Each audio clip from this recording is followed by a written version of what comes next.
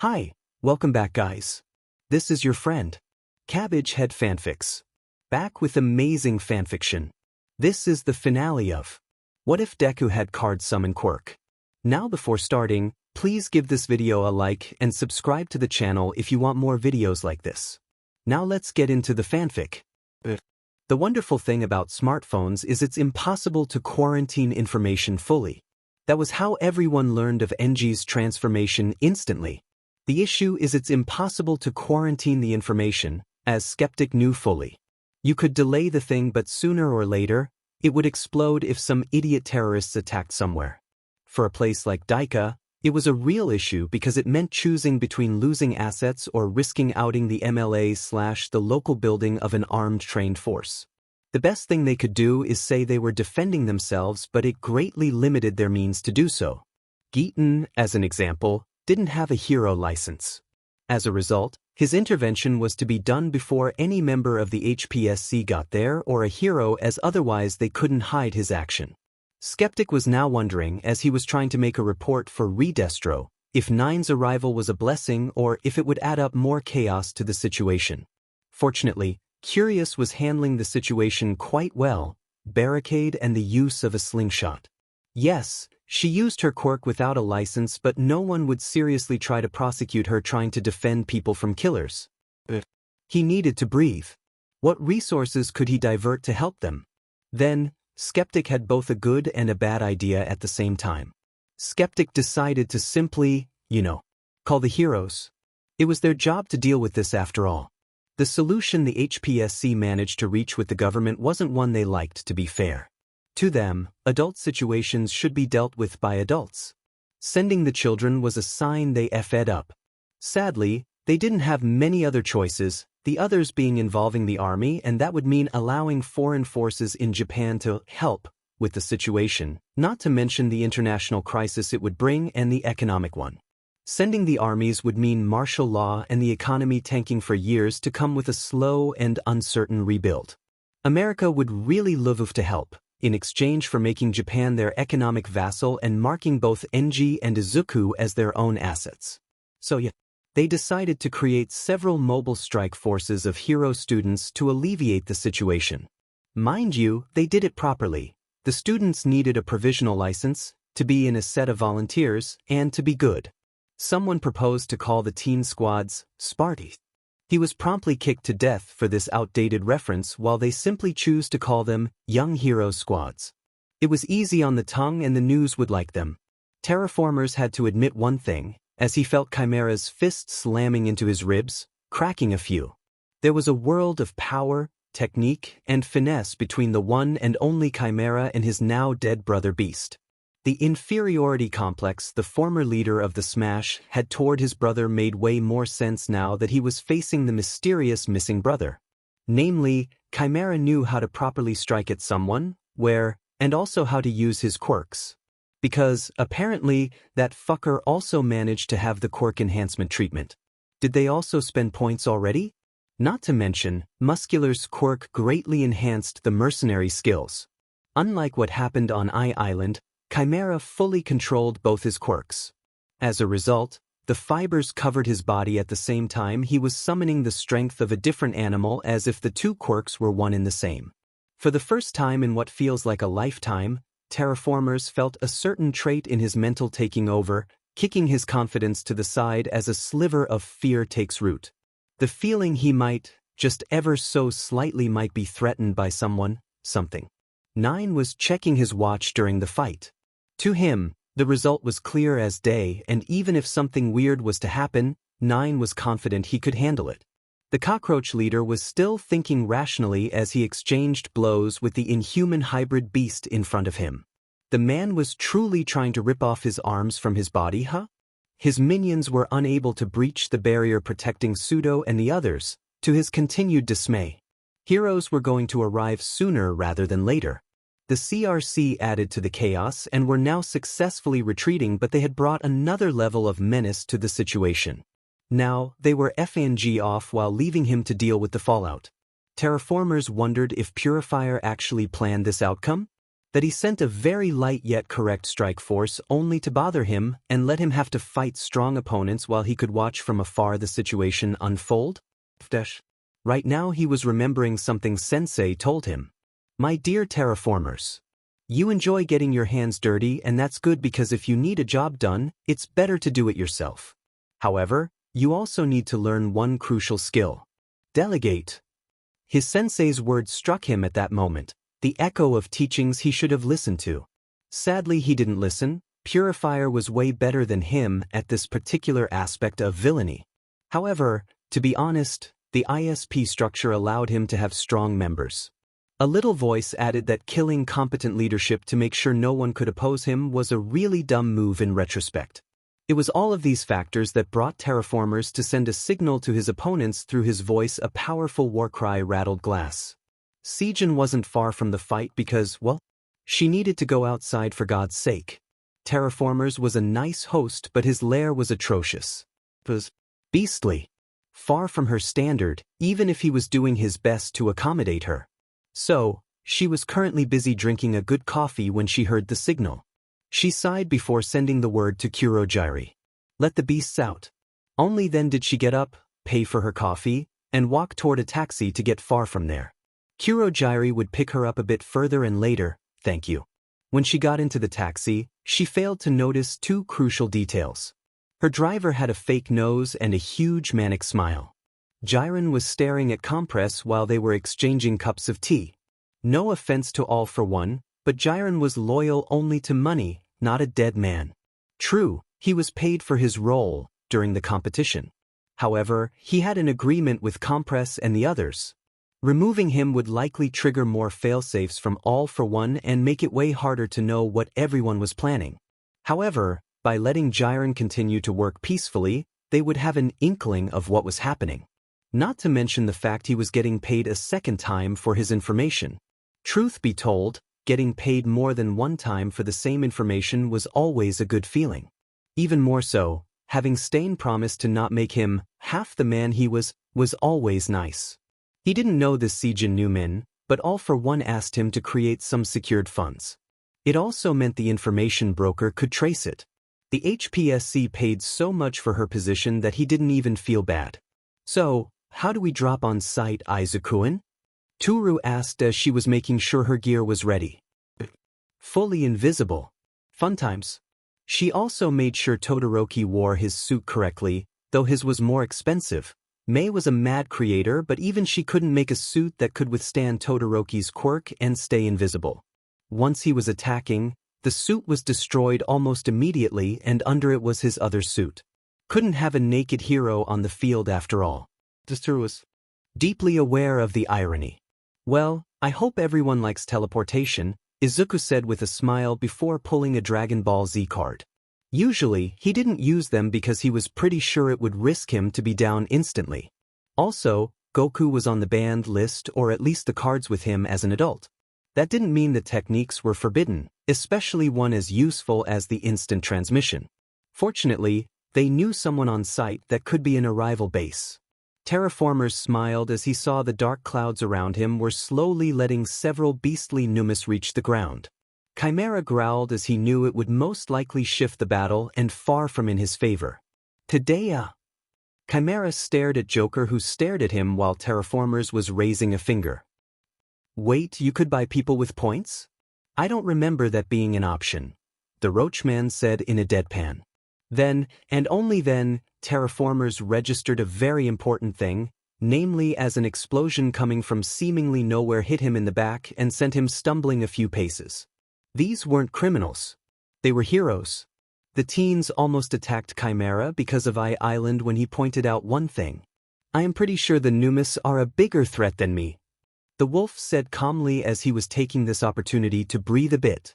Also, we aren't here to kill anyone. Except for the ISP. Murder isn't cool. Mirio said behind them before Chimera pointed out Terraformers getting back up. He recorded himself killing almost all of my niece and nephews, graphically. He was going to kill my last remaining kin. Chimera growled out. Surprisingly, or maybe not, a blonde spoke up. Murder is not always cool. Katsuki corrected and nodded. understanding Chimera, who raised his thumb up to the explosive kid. Also, Izuku stared at the wolfman, an eyebrow raised. That's why you are here? Nothing more? Joker says skeptically. Not a single thing more. Just revenge and repentance. As everyone took their positions, Joker nodded toward Lemillion. Weirdly enough, Island had shown him one thing about Nine's squad, or at least the two people he met in it. They were truthful about their objective. Meanwhile, the hero's main objective was protecting the civilians from the criminals, not attacking the criminals. Especially if two of them were weakening each other. I am going to break your neck. The cockroach yelled from the rubble as he rose up. I can let you deal with him though. Don't you have Optimus Prime again, this time? Izuku sighed and shook his head as Katsuki was currently testing the Numu's internal resistance to an explosion. That was a nice shade of red. He brought up a card and in a burst of flames, Chimera was suddenly staring at a dragon. A very large white dragon. It roared at Terraformers before trying to blast the criminal with a blue fire that could ravage the town. In another dimension, Kaiba wanted to punch a child for destroying a certain dragon card. He just knew someone hurt a fragment of blue eyes, they were connected like that. Not this time. So, more seriously, what am I going to do with you? Joker said pleasantly, as Chimera was relishing in his opportunity to rest. I cannot let you go, right? Did you know that I never did anything in Japan and that fact means you can, at best, arrest me for vigilantism? Joker stared at the older criminal, betrayed. The man had a canine smug on his face, knowing he was right. Well, sheet. Yeah, first rule of being a good mercenary. Don't sheet where you sleep. Okay, to be honest, that was fair. Actually, that's not even vigilantism, Chimera.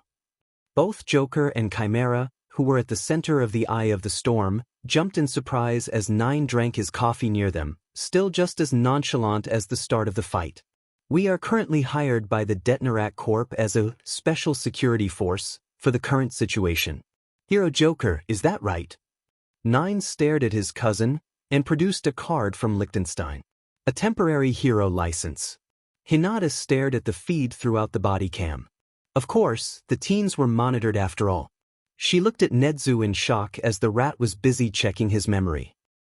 They actually issue licenses in exchange for money and a small exam. Don't we have a treaty that allows us to prosecute them for Island?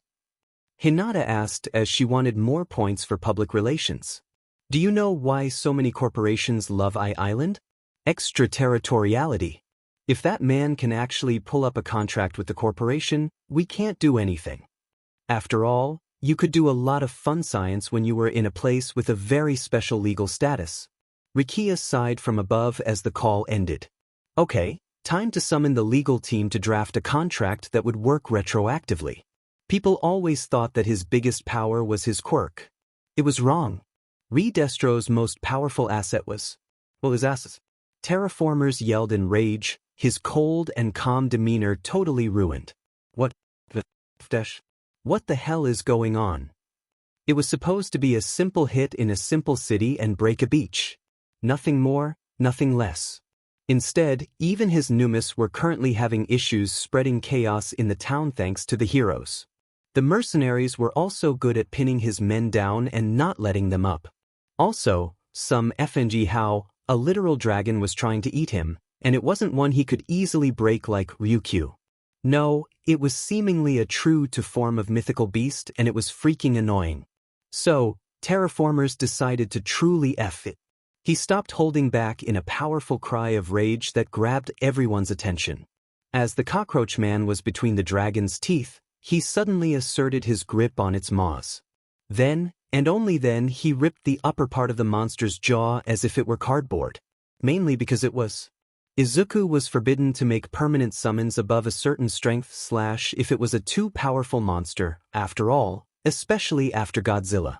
Creating a dragon in real life would have brought him huge trouble after all. In a fevered rage, Terraformers looked at the heroes who were quite confident they could handle this. Because they were. They had numerical superiority. They had the firepower. Well, it was strong enough to kill a lot of people but not as effective to fight them in a correct way. It lacked versatility. Scale. Everything. They had lost their edge by fighting only civilians recently. The battle was lost. The beach would live and they didn't have nearly as many skulls as he wanted for Sensei's burial. The footage would not cover at all the cost of the attack. Sure, he didn't use all the Numus Sensei and Seijin gave him. However, Terraformers knew that summoning more of them would be seen as a sign of weakness rather than strength. He was overwhelmed and it was never good. Not to mention that once a beast Numu was deployed, it was hard to call it back. It was time for a retreat. But how? Terraformers had to admit, he didn't plan that far ahead and it would be difficult to bring back everyone as of now. Nine and Izuku were currently choosing how they were going to restrain everyone in the field when the event happened. It started weirdly as if something metallic fell on their tongues. The air suddenly shifted as the whole concept of light became distorted in dark miasma and a powerful light speared through several buildings. It was stopped, only barely by Izuku and Nine combining their efforts. Izuku with a magic card created an Iron Maiden in front of him, melting under the impact, and Nine's own barrier that slowed the spears of light just a bit more.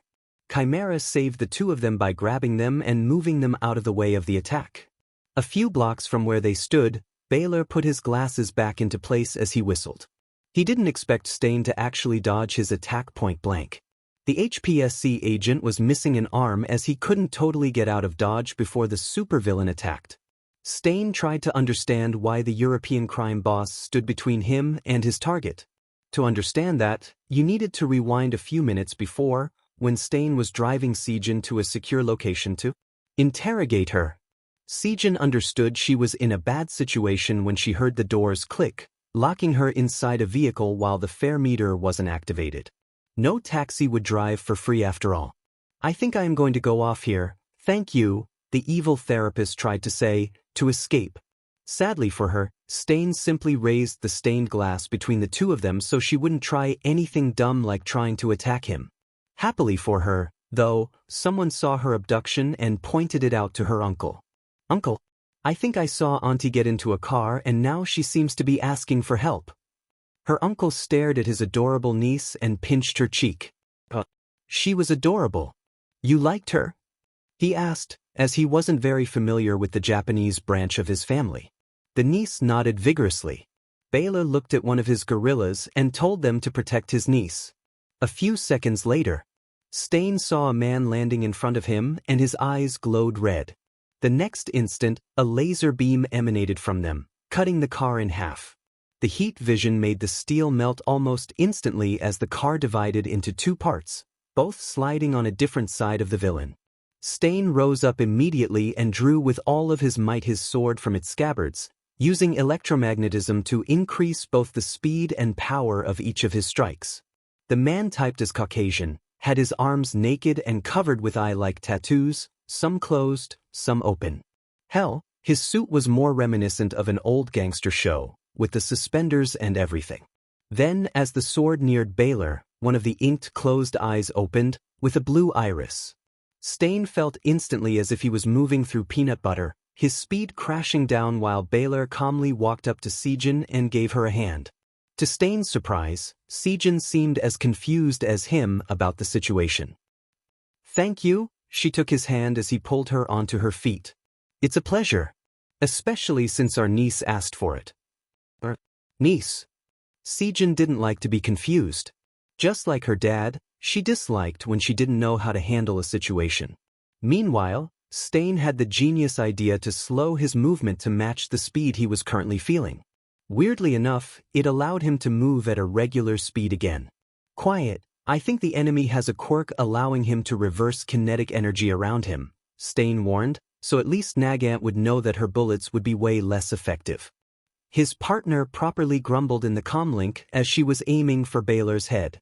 Stain, convinced he had a chance as long as he didn't move too fast, ran at Baylor, sword high in the air. "Die, Krim!" Stain's war cry was cut mid-sentence by his own teeth, fusing together and closing his mouth much to his own horror. Seijin's eyes widened as she saw the phenomena and recognized the quirk. A few seconds later she got a hug from Hara, her adorable niece. She was supposed to be in Dublin. "Hara! But what are you doing here?" Uncle Ball said he was going to Japan. So I asked if I could come allo. The girl was interrupted by the man in front of her. Actually, she hid in my bar and we noticed her after the teleportation. I had to calm down Hanno a lot by phone and make a few promises. Baylor said as another eye opened on his cheeks and his body mutated to accommodate 4 more arms growing on his back, each reaching around his frame to point at the noseless man. All of them had opened their eyes to various shapes and colors. All of them stared at Stain. To the former vigilante's credit, he didn't run away despite his inner instincts telling him to do so. The only time he had felt that way was when All for One had stared at him during Exegol. Now, if you allow me, girls, I shall take out the trash. Remind me, noseless man. I think I remember you hurting All for One during his final fight. Baylor said as each pair of arms generated both a blue and a red light, on his right and left respectively, his back bearing the weight of the charged attack. It means you are worth a lot. Stain couldn't answer as his own teeth shut down his mouth. However, he answered by defiantly glaring at the villain and trying again to cut him. Baylor calmly raised a red-lighted hand and backhanded the blade, rusting it in mere seconds, all the while the light never wavered through the process. Stain didn't need to be a genius to understand what was happening. He suddenly knew why Baylor seemed to have a variety of quirks that didn't make sense and only grew with the years. Why was he so powerful and yet All for One had tolerated him as his Western counterpart? Too bad he couldn't speak right now. All he could do was fight. One flick from Baylor later, the index coursing with so much power it sparked in the air, Stain was proven he couldn't even do that. Baylor didn't gloat as he was fighting, being way less dramatic than All for One, and Stain had his full attention as everyone in the street was running away for very good reasons. Baylor's eyes suddenly SW to another form, bright blue eyes that looked all too familiar to the fallen vigilante, making Stain rethink his previous statement about the non-dramatic thing. Hey, do you know what happens when you mix red and blue? An odd grin forming on his face, much too similar to one he has seen in Exegol. Meanwhile, the twined baseball-sized ball of energy, 3 red and 3 blue, each molded by his additional arms along with his normal ones, were fused together. First as each side was forced together, becoming more than their parts, now sized to 2 basketballs held aloft by 3 hands each. The force of each orb existing whipped the wind around him into a frenzy as he brought the 2 together in front of him. Held out at arm's length from his shoulders, the 2 orbs start to give off mist like threads as they pooled together, red and blue threads pulled into a small white light in between them, like a star being devoured by a black hole twice over as white turns purple and 2 orbs become one. Now the size comparable to a beach ball and glowing with stark near blinding light. Baylor took a pose as his youthful appearance participated in the situation, him having a cocky smile. The answer is simple, any elementary school brat can tell you. It's purple. The world went white as raw power was pushed out from the point of origin. Not in a cone or a spray, but a fine line of destructive energy. Hence the spear of light was born. The only reason Stain didn't die right then and there was because his mission control intervened and moved his body with 2 feathers, staying far in the sky. Hawks wasn't going to fight a man that beat the inhuman cyborg with so much ease and could stop his fastest feathers too, thank you. Hawks shivered nonetheless as he felt part of Baylor's attention on him, even if he was high in the sky. Stain, understanding that his survival was in his own hands, especially with the intel he had at that instant, decided to do something he never thought he would do. Or at least didn't like to do it. He ran away, as fast as he could. He hoped that Baylor would choose to stick with his family, to protect them from Hawks or any snipers nearby. The European supervillain closed his eyes. Stain made the correct assumption about him, not as if it would change anything about his fate. Instead, he opened several yellow and green eyes on his arms. Several tracking quirks and a few strength enhancement ones, combined in one arm. One of his minions gave him a spear generated from the ground. Another eye opened as Baylor almost forgot to add a come back to my hand quirk. Gi Balga, the Irish villain said with a smile, while his henchmen seemed to be desperate because their boss was a weeboo. The spear flew high in the sky, while one of his henchmen with a camera ran to take the video. Nagant, being the expert sharpshooter, managed to shoot the spear in the middle. Hawk, meanwhile, was plunging to extract Stain from this situation as soon as possible. The bullet split the spear into several fragments. All of them accelerated suddenly to strike Stain in the face, before coming back to Baylor, covered in blood and with an eyeball. Oh, it seems I just got 4,000 points. Not how I expected to do it, but honestly, I am fine with that. Baylor calmly said as he watched Hawk taking Stain's corpse. He then took the shard with Stain's eye and ate it in one go. Another one for the collection. Suddenly, Baylor had a realization. Well, was Stain actually dead? Not sure. He looked at one of his men. You don't have any points, sir, if you don't bring in the body. Damn it. I shouldn't have eaten the eye. No, sir. Baylor strongly face-bombed himself. Had he been alone, Baylor would have pursued Hawk and the others. Well, he would still get some points out of the video. Meanwhile, his initial plan to just visit the exposition was gone. So, he could do another thing instead. Baylor stared at Sejin, who was slowly coming to a realization. Now, little sister. Want to help me steal a museum? Re-Destro, learning what Baylor did to the city and the fact he actually stole every item in the exposition, was white with anger. It had been the last straw with the massacre by the IPS and the CRC. In fact, Re-Destro, who had planned initially to simply skip the war entirely, was now thinking of pulling the nuclear option and fully joining the war. Thankfully for Japan and a lot of people, his friends convinced him of another way. In fact, the way they proposed would allow Re-Destro to realize his goal. Terraformers took advantage of the confusion. He didn't know what the hell that was, where it was coming from, or anything about it. All he knew was that it bought him a few seconds of inattention. Not enough for a counterattack, but clearly enough for a retreat. Retreat. Numus, order indiscriminate. Terraformers was only going to buy time with that order, he knew it. However, he was surprised when he saw the Numus actually run in separate directions at the same time, as if they knew instinctively how to cause the most damage. Of course, the cockroach didn't wait to draw that conclusion. He was running away, taking with him as many of his men as possible. As he was as fast as a small car, Terraformers promptly decided to F off. Chimera wanted to pursue the monster, but he got stopped by 9. Chimera, we have a job. Primary objective, protect as many civilians as possible. Hitting the criminals is only a secondary objective. 9 allowed his friends revenge earlier because they had a bit of free time and also because he was his friend. However, right here and now, the mercenaries had a job. Chimera growled at 9, before morphing into a more vulpine form, chasing after a Numu. 9 was the boss and they were professionals. He could let the roach live a bit longer. The only Numu that didn't get far was because of Turu. The invisible woman had taken it upon her to bash as hard as she could the frog Numu in front of her. It reminded her a bit too much of Tsuyu, but in a weird way. Like one of the Eldritch Horror Garfield that sometimes, for reasons unknown, popped on her thread on social media.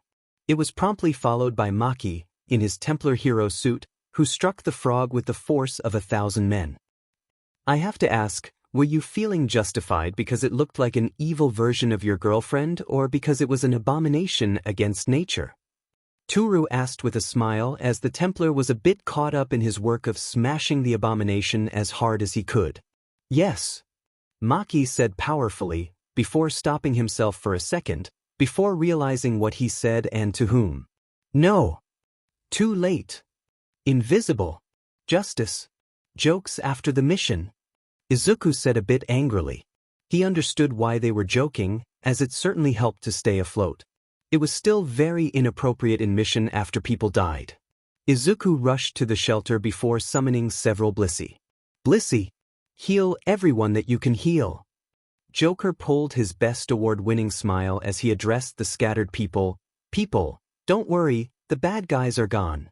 In front of him were several scared mutants, including a wolf girl getting comforted by a blue woman who stared angrily at him. Well, not angrily. Disappointed somehow or distrustful. Thankfully, her stare softened a bit when Izuku's summon began sharing their magical healing eggs with everyone to begin the healing. Joker, that's right? I am sorry we didn't manage to get here faster. We only found a way to teleport from UA a few minutes ago. Teleportation? Even Curious would be of bad faith if she criticized a child for not being faster than light. Thank you.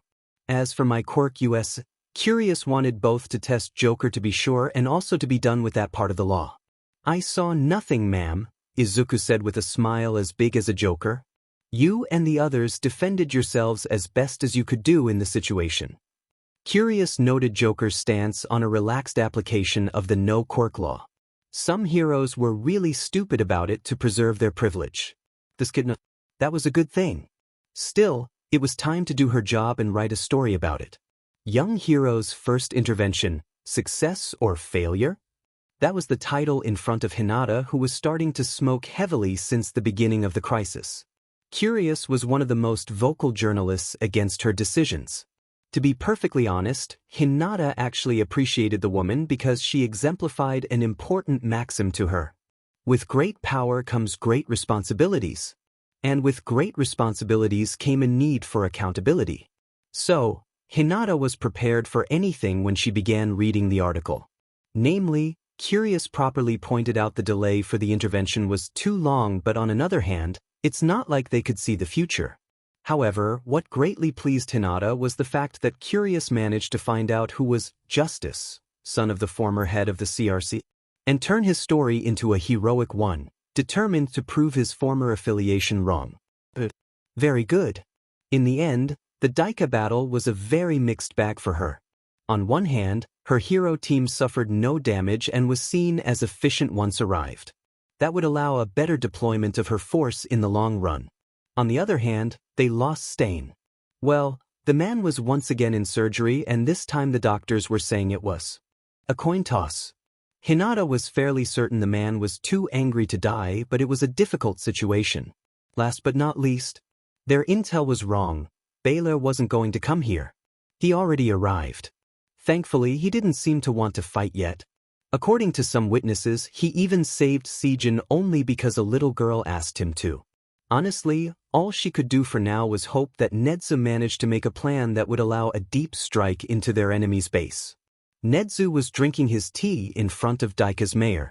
The Doofenshmirtz look-alike stared at UA's principal and said 4 simple words. Have a proposition. Heroes weren't the only ones taking notes of what went right or wrong during the Daika fight. All in all, if you were thinking about it, the fight was relatively minor. Some gang wars were more bloody than that. Well, aside from Baylor deciding to flex his power and make Japan fear for themselves, but that's something else. At the CRHQ. So, can anyone tell me why Daika was a mess? Aside from the ISP showing up before us, of course. Purifier liked to have inputs from his lieutenants. Iwani, in a military posture, answered first. To be fair, Sakura was still convalescing in their medical ward. Taking a hit by Terraformers was not something Iwani would recommend if you cared about things like breathing. Lack of firepower, sir. Iwani punted it bluntly and simply. They had the weapons for conventional mutants. They could most likely take the average heroes. Hell, Iwani was fairly certain that with prep time, he could take out a top 20 hero. However, let's say he was fighting someone like Gang Orca. Even with his dragon breath bullets, Gang Orca would be more impacted by the heat than the bullet in itself because the mutant was much stronger and sturdier. Or even Crust. The man's shields were known to have stopped bazookas. So, we need more firepower. Noted. Anyone has another idea? In Censor, a woman whose hair was permanently burning and diffusing a healing incense, raised her hand. How about we use Big Guy there? She pointed to the elephant in the room. Or rather, the Makia in the room. Thank goodness they managed to make him wear a loincloth now. Makia strong. Makia avenge sir. Purifier shook his head, before hugging the giant, bringing him to his real size, a more regular 2M40 man, which was still quite tall, with his brain working correctly as Purifier nullified the quirks taking his brain power. Allow me to answer that myself, Miss Incensor, Makia said quite eloquently. People were always puzzled when the man-child giant suddenly turned into a well-spoken man when hugged by their leader. If I am deployed on the field, I will most likely win the battle as we will accomplish the objective. However, there is the issue of the heat it will bring to us. I am only one man and I can't win all of your fights. Everyone except Purifier stared at the man who proceeded to drink his coffee with delight. Purifier gained the giant loyalty this way, by allowing him to be himself on a regular basis so he could enjoy human life. Makia appreciated this and actually recognized, upon AFO's demise, Purifier as his new emisseur. Also, let's be honest, Purifier was a way better emisseur. Hell, even the coffee was excellent. Firepower, manpower. End of the day, we need better weapons, more men convinced of the good fights, and better fighters overall. Iwani correctly summed up as his lord nodded toward him. We only have a few temporary erasure bullets on hand. Inventory was a woman blessed with a very special meta quirk. She had a mental excel, making her an excellent logistician. If we had more or means to produce our own variants, that would easily equalize the field. The issue with the standard batch they got from the Yakuza was the lack of PNTRTN power. If the bullet didn't penetrate, it wouldn't erase the quirk of a mutant. Purifier sighed while thinking about it. Well, I have an idea to deal with that one. I guess trying to kidnap the little cursed one is too hard. Unless you want to bring the kid who summoned a dragon in Daika, Maruko, Rappa, and the Otter that maimed most of the Yakuza, I would recommend we don't. The Wani pointed out, correctly. Nonetheless, Purifier nodded. It would have been better, but he had a contact thanks to someone. If he used the name of his fallen friend, he could most likely set up a meeting. Preacher? A man in a solemn suit of priesthood perked up at his name, straighter than an Ida family member. Yes, my lord? Considering the recent demise of Humorize, try to see if any of their members want to join us. Otherwise, try to see if we can find more evidence about the government conspiracy to hide the rising beastly mutants. More people convinced of the truth meant more soldiers after all. All in all, Purifier was happy that his friends weren't dumbasses as the CRC was looking to strengthen their number. Also, he would need to take some more money from the Toga. Old family, part of the CRC. They promised a lot if the CRC managed to take out their cursed daughter. Purifier was divided about this because as far as he knew, they were as equally responsible for her going wrong as her blood was. Well, he could simply torture them discreetly at one point. That would do the trick too. In the meantime, he had a call to make. Meanwhile, at the ISP's den. Saying that Terraformers was furious was a hilarious understatement as he had been pummeling the ground for several hours, showing no sign of tiredness. None of the current leadership in their group dared to speak up or leave, fearing their superiors would decide to punch them instead. Ever since Daika's failure, Terraformers had been even more angry than before. He was a powerhouse. His minions could be powerhouses. Yet they failed miserably in their last attack. Sure, to be fair, he couldn't have predicted the heroes would be there or the mercenaries would be there too. Part of why he was angry was because of how unjust the situation was.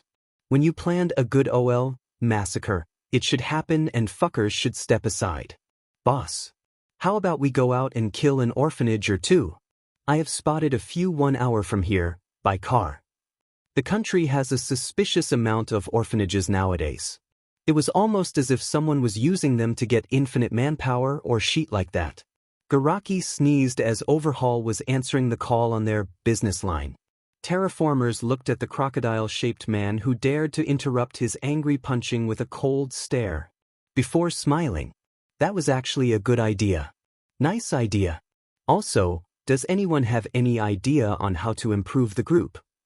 Terraformers said that not expecting a real answer, knowing most of the people in the room were dumbass. How about you go out and take over some other gangs? That would allow you to have operations that would bring you money and more members. Everyone stared at who said that. A very, very human janitor, who was staring at the bloodthirsty mutants around him with the stare of a man who worked 30 years in a shitty job. His stare could scare demons, and he clearly didn't give a shit about the fact any of them could kill him with a gentle slap. You are. Say Soin, the man said, knowing his name pretty much meant his current job. A wolf mutant snickered before getting sprayed by a man with no fear because his life was bleaker than the prospect of a child needing a heart transplant without insurance in the USA.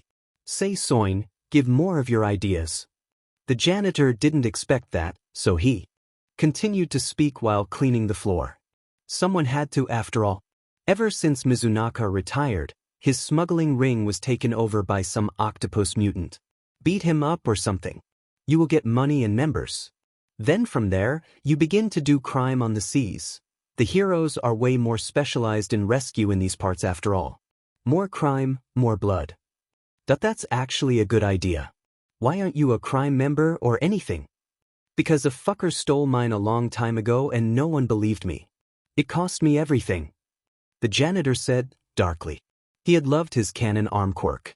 Suddenly Sei felt Terraformer's hand on his head and he half expected the sweet release of death. When I win this war, I will offer you the Quirk of your choice. These weren't the words Sei expected to hear from the cockroach.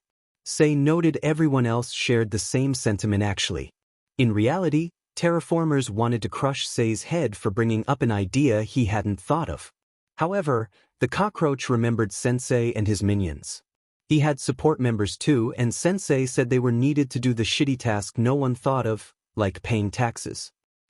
Even if I ask for Ryukyu's quirk so I can eat people as a dragon. Sei said hopefully. Terraformers suddenly decided he liked the man. He was simply born in the wrong body. Terraformers would love to help him transition into a better suited one. Not Godzilla? I can't do my job if I am too tall. Yeah, that was a good point. Terraformers nodded his head and brought Sei next to him. Guys, we are planning some reinforcement right now. If any of you know a gang we can take over. Turns out a lot of them remembered a gang they could take over. Maybe even with people with a working brain aside from a depressed janitor. No one would expect the smuggling takeover and its consequences. So, how are we getting back the missing pieces? Toshinori had taken a break from Gentle's rehabilitation for a bit. The man clearly had the will and Toshinori was more than happy to guide him. However, Danjiro was currently busy healing up after injuring his leg during an exercise. Too much strength and the muscle almost ripped apart. So, he preferred to do something else, namely brainstorming with Nedzu, Izuku, and Tenko. I would say commit some crimes to get the locked one, but 5,000 points would require around 500 murders. More specifically, killing parents in front of their children kind of murder. Nedzu said as he was reading All for One's rules for points. To avoid people spamming murder, he made a rule about decreasing points if you did too many times of the same crime. That was smart in its own way. It would force criminals to actually think about what they were doing, or focus on everyone that brought them to their demise. Hell, the website published a list of everyone worth the points. Endeavor, All Might, Godzilla, Joe, Compass, which was worrying in itself. Thankfully, all of them were either strong enough to protect themselves, in a secure location, or impossible to kill. So no, letting the boss commit crimes wouldn't be effective. The best way would technically be killing Godzilla and then other things, Nedzu said, making Tenko sigh of relief. Nijire would have killed him. So, the other method would be to disable the competition. Taking down both Terraformers and Purifier. The issue is that after Daika, they aren't likely going to come out easily. Tenko wasn't an idiot and was already busy playing cards with an Izuku who was more than happy to be his partner. The purpose wasn't playing in itself but allowing the mind to work. Nedzu understood that. He often played Europa Universalis 15 with the Holy Furry mod to plan his own world domination. One day, anyway, now wasn't the time to dream about this. As for Baylor, Joker said, remembering the ray of light, Izuku gasped a bit, while Tenko destroyed his board once again. I think I am the best option. Let's be honest. According to what Hawks saw and the footage from the European Hero Force, Baylor has way too many quirks to be the result of one only quirk. All of them knew what it meant. For a long time, everyone had thought of All for One as someone only bent on world domination or taking back one for all to get back his brother. Even Nedzu, who had worked with him during the dawn of Quirk, and Destro, wasn't aware he had children during that time. Or even that he had a wife. Yoichi's death likely made him extremely protective and secret about his family. However, now that it was confirmed All for One had a descendant, The possibility that his quirk was inherited by someone else was there. Also, why Baylor and All for One had such a strange relationship. It made sense if they were estranged son and father. Everyone at the table why Izuku was technically their best bet against Baylor. He had as big a variety of possibilities as the Irish villain. Hell, the president actually cleared Izuku using a Satoru Gojo card if he met Baylor. However, the HPSC president also worried. Would it mean that cursed energy would become real too and everything it would entail? Could the cards really warp around that much reality? Island. David Shield's secret basement. Because every good scientist has a secret basement. Test number 849. Converting energy to energon, David said, while behind a protective glass. Near to him was Optimus, still as a head. In front of them was what any Cybertronian scientist would call an atrocious bastardization of their science. To be fair, Optimus was a leader, a hero, and a warrior. He wasn't an engineer. While he knew the basics about the energon, how to produce it, etc., he didn't know the finer details. It was like asking an adult how a nuclear plant works. He could say something about the splitting of atoms and how it produced energy. He would have a hard time explaining to you why you needed cooling water for the process or how to do it exactly.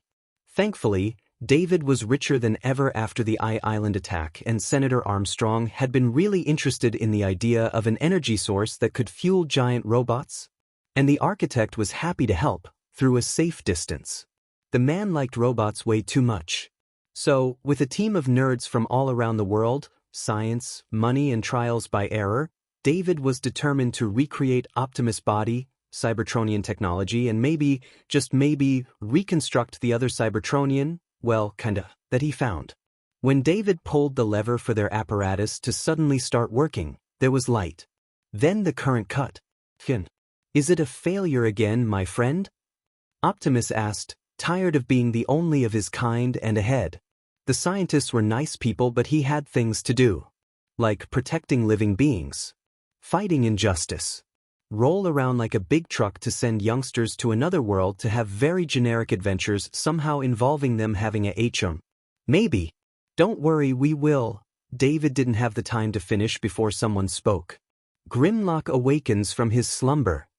The Dinobot leader said as his sparks sparked through the artificial energon made by David Shield.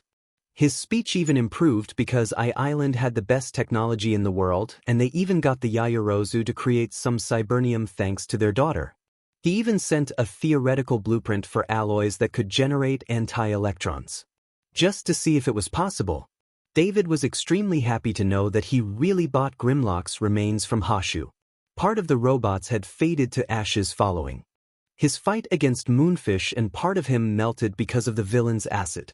But enough was recovered to be fixed a bit for the experimentation. He was even more happy to know he had managed to create energon through the knowledge of Optimus. Now they managed to do that.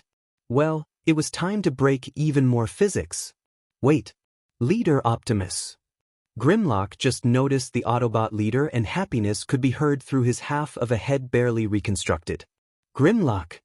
David had to admit though. Seeing Optimus being able to speak to another Cybertronian was heartwarming too. Sir? Do we agree that under the physics as we knew it, the experiments shouldn't have worked, right? A scientist with an otter head, totally not related to another otter working for Maruko, asked the question that was in everyone's mind. Attorney, we have Godzilla living freely in the ocean with his son. By any logic, he shouldn't be able to walk. At this point, I consider laws more as a recommendation than something eternal and absolute. Now let's destroy conservation of mass and let's create sub-storage space. Everyone in the lab cheered. As said before, if the HPSC president had known about Optimus Prime, she would have kicked Izuku to death. Also, she would have paid to have any item made by S.H.I.E.L.D. earlier. She would have also asked for Optimus and Grimlock's signature, as she was also a fangirl. So, you prepared a deck for that situation. Nedzu didn't ask a question, he said a statement. Izuku nodded. I call it the Doomsday deck. I am still forbidden to summon anything God-ranked, including Pokemons like Palkia or Dialga. Also, Izuku doubted he could really summon them, or he would need to sacrifice a lot. Like really a lot. Toshinori sighed as he didn't like the idea of a child going on the front lines. It was like history was doomed to repeat itself. Ray didn't manage to convince NG to get out and deal with it? The blonde man had to ask. They had a god after all, even if he was sad all the time. The government pretty much told me to F off as they wouldn't allow another Ashen King roam unless it was the literal end of the world. Also, AFO's revelation hurt Nedzu's standing a lot, stopping him from pressuring the humans to let him do as he pleased. Besides, she is still busy trying to even get NG to talk with her. The rat took also a sad look for a second, before getting his usual demeanor. He couldn't let his own personal feelings take over in this situation. Anyway, I am currently working with someone. If everything works as we hope, it should be possible to trap at least AFO's heirs in one place. Thank God we don't have. Nedzu didn't get to finish his sentence before the three humans jumped on him to stop his sentence. Too late. Garaki's lab. Garaki sneezed as he worked on his Quirk amplifier. Sadly, with AFO's death, the good doctor lost his funding and needed to work with what he had, which meant not a lot. Not a lot by far. So, Overhaul and Emilia brought to him something that almost made him screech like a cat before a bath. A business plan. Selling Numus? Really? Garaki grumbled like an old man as Emilia and Overhaul nodded. It's not like you have the monopole anymore. Thanks to the game, we know criminals can buy upgrades with crimes. However, I think we could make some good money by selling our own modifications. Overhaul said quietly. He was a Yakuza after all. He had ideas about how they could work on that. Besides, our process would be faster and better than our concurrents thanks to us, Emilia said. She was one of the lead scientists at Triceps Core who did the most work on the subject. Garaki was the world expert on Quirk far above David Shield or even Overhaul, and Overhaul had his expertise in his Quirk. A therapy that would take weeks for other scientists, they could do it in a day. For money, this would prove to be highly profitable for them as many villains didn't necessarily have the points to compete but had money. Besides, it's not like I can make more erasing bullets. Overhaul pointed while Emilia nodded. I don't have Airy anymore. Also, your collection lacks an erasure Quirk. Garaki grumbled. While Kurogiri was a beauty, he really was unhappy to have got the wrong kid that day. Yes, sorry. Erasure Quirk isn't common. Garaki pouted like a child, while he was slowly surrendering to his student's plan. After all, he tried to speak to Geaton about it, but apparently, Re-Destro was monitoring their finances. He could hardly move any big stash of cash to Garaki now. Then, Garaki received a call on his business line. Hell, he wasn't dumb. He reached the same conclusion as them before them. The video conference started and suddenly Purifier's face appeared in full picture. Overhaul almost face-bombed, having forgotten about him, as he had been staying underground for quite a while now. Purifier. Overhaul had lost pretty much everything linking back to his previous life as a Yakuza boss after all, and Purifier was his favorite client. Overhaul. I thought you were dead. Purifier said with a glimpse of happiness in his voice. The Yakuza were ones of the few he could discuss theories on how Quirk came to the world. Overhaul's latest idea that they originated from STDs and rats was a very interesting one. The news of my death was greatly exaggerated. Overhaul reassured his friend and suddenly had a very good idea under his mask. Oh, he had such a great idea. I am happy to know that. I remember you telling me the doctor on this line was an expert on Quirk that could help me upgrade mine or others' Quirks. Yes, I can, young lad. Garaki said with a smile. While he had met with Tamura, the primary heir, he never met the other two. Seeing he was on friendly terms with Overhaul, he was probably someone reasonable. But I need to strengthen my lieutenants so we can stop the government from making even more heteromorphs go crazy to destroy the common people. Emilia sighed before noticing a twitch in her mentor. Meanwhile, Overhaul was nodding and already talking about business with Purifier. We can help you with your project, but I am warning you, if you want a discount, it's still going to cost an arm and a leg. Overhaul said happily. Figuratively, right? The CRC leader said with a smile. Overhaul stayed silent while everyone in the conversation stared at him. He wasn't laughing. Right? Purifier was suddenly very worried by the situation. Professor? I'm going for a walk. Can I have a freezing container, please? While Overhaul went to harvest the meat and collect the money, Emilia looked at the professor. Doctor? You know, sometimes you want to have a side project. Nothing important, just something for fun or as a joke, right? Sure, myself I have a few projects like that. Like the living plushie with Overhaul's voice. Emilia could see it. Well, I often use copious amounts of trigger when I am working on one of my high-end to improve them. Then I have some unusable waste, purified rage in liquid form. Garaki explained while looking sheepish. Document. Are you dumping illegal waste around Japan and the government is forced to hide it because they don't know it's you and they think something is wrong with heteromorphs people in Japan? Emilia asked, not believing her ears. Actually, all for one knew about that and helped. He said he found the idea hilarious and it was a good way to replace the villain factory project Susu. Emilia looked concerned before speaking again. But why didn't I think of that sooner? I would have made kidnapping heteromorph to harvest their quirk factor and human experimentation much easier.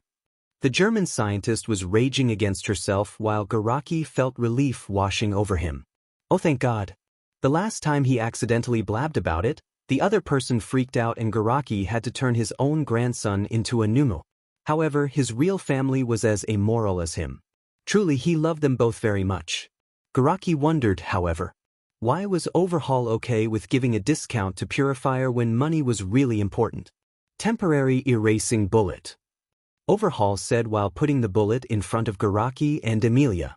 Now that I have a good sample of blood and the ability to make more, we can mass produce this. What? Garaki stared at the bullet. Emilia too, but with the same stare as a weapon dealer discovering a native tribe sitting on gold and not knowing what a firearm was. It only erases the quirk temporarily, making it easier to stay below the radar. In addition, considering you are supposed to be dead, if we smuggle it to South America, it will allow us to build our own channel. Big profits incoming for a low effort of work. Overhaul confirmed. While creating a destroying quirk bullet was impossible for now, it would be possible in the long run. He had begun the process, he would finish it, damn it.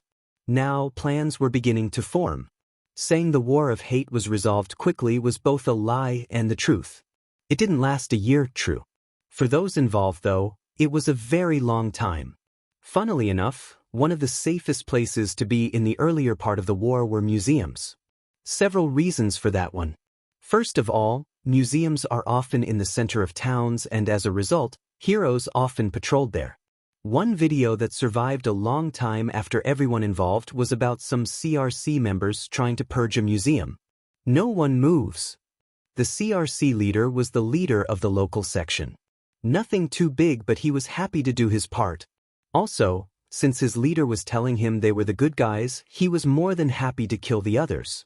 If they were the good ones, it means whoever was in front of him was the bad guy, right? Quickly, the civilians kneeled, in panic, all wanting to not be in the line of fire. Not getting shot was a good health plan, especially in this economy. Well, all except one kid, who was busy staring at a weird painting. The CRC leader walked threateningly in his direction when he noticed the blurry painting. That was indeed a bit weird. If the young child was a bit not fully there, it could explain why he was busy staring at it instead of dodging or panicking. What the hell is that? The man said, before poking the painting, like an uncultured swine. Suddenly, a marble fell from the ceiling toward the man's head.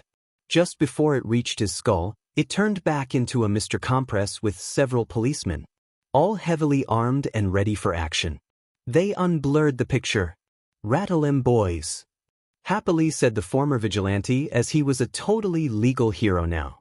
No, the HPSC didn't issue him, out of spite, his card in a cereal package. It was in a gacha capsule. Anyway, what followed after was a rather short fight with the CRC suddenly discovering what people with professional training and tactics could do. Namely, take down very efficiently a group of dumb people. However, everyone present did appreciate the timely rescue, the humor, and overall the fact it was memorable. How did Compress know about the attack? Well, the answer is linked to why there were no museums soon afterward. Technically, the architect won a lot of points by stealing all of the museums. In one night, the HPSC's president's blood pressure was high enough to be compared to a cursed technique in Jujutsu Kaisen. Compress was half sure that if he tried anything to raise it further, she would use the following blood ejection to cut him in half. Explain. He promised to give them back once the situation is back to normal. In exchange for that, he needed my help. Funnily enough, the HPSC president suddenly calmed down immediately and smiled. The kind of smile that a granny would give to a naughty kid who thought he was smarter than anyone else. Okay. Seriously? Just like that? Oh yes, just like that. I will simply let your wife know she can't go to the Museum of Natural History as she planned to do this weekend because you helped steal it. Compress suddenly felt he would have preferred being thrown out of the window. More seriously though, the Daika incident was followed by a quieter PRD, where everyone was liking their wounds and planning things. However, the criminality rising across the country still put all heroes on edge as everyone was suddenly wondering if they could get attacked by some small-time villains seeking some of the rewards left by All for One or the bigger one. Tenko wondered if this gaming thing was why All for One fostered his gaming habits for a time, so he would see his actions as simply getting the highest score? He shuddered, considering all the facts as it was perfectly plausible. The real issue, however, started 1 week after Daika. All groups had smaller attacks on various targets, as they hoped to stretch thin the heroes. This actually happened, thanks to all criminals suddenly getting their own kind of hope, with the promise of power and easy money. It didn't mean, however, no moves were made in the dark. HPSC President Office. What's Baylor's status report? He was last seen asking for an autograph from his favorite mangaka, ma'am. K wasn't paid enough for this job, especially since Mera was, well, taken care of by Seijin. Goddamn overpowered Japanese wannabe. The HPSC president didn't like that either. Except for some, but honestly, Baylor didn't see the others as a real competition. To him, the easiest way to win the competition was to wait for them to do all the work, coming at the end and killing them. Unlike his dad who had plans that could stretch over the years, Baylor was simpler. The less step your plan had, the less it could fail. Also, it allowed way more room for improvisation. So, what's the plan, boss? A car mutant asked. Asking him for a ride was the best way to get punched in the face, the man having been forced to stop his activity as a taxi for illegal use of his mutation. Also, he was then sued by an automobile company with a similar logo as his mutation. All in all, he had lost everything. To be honest, trying to be a taxi while looking like a Lamborghini was a bad idea. Claiming he was one was a worse one.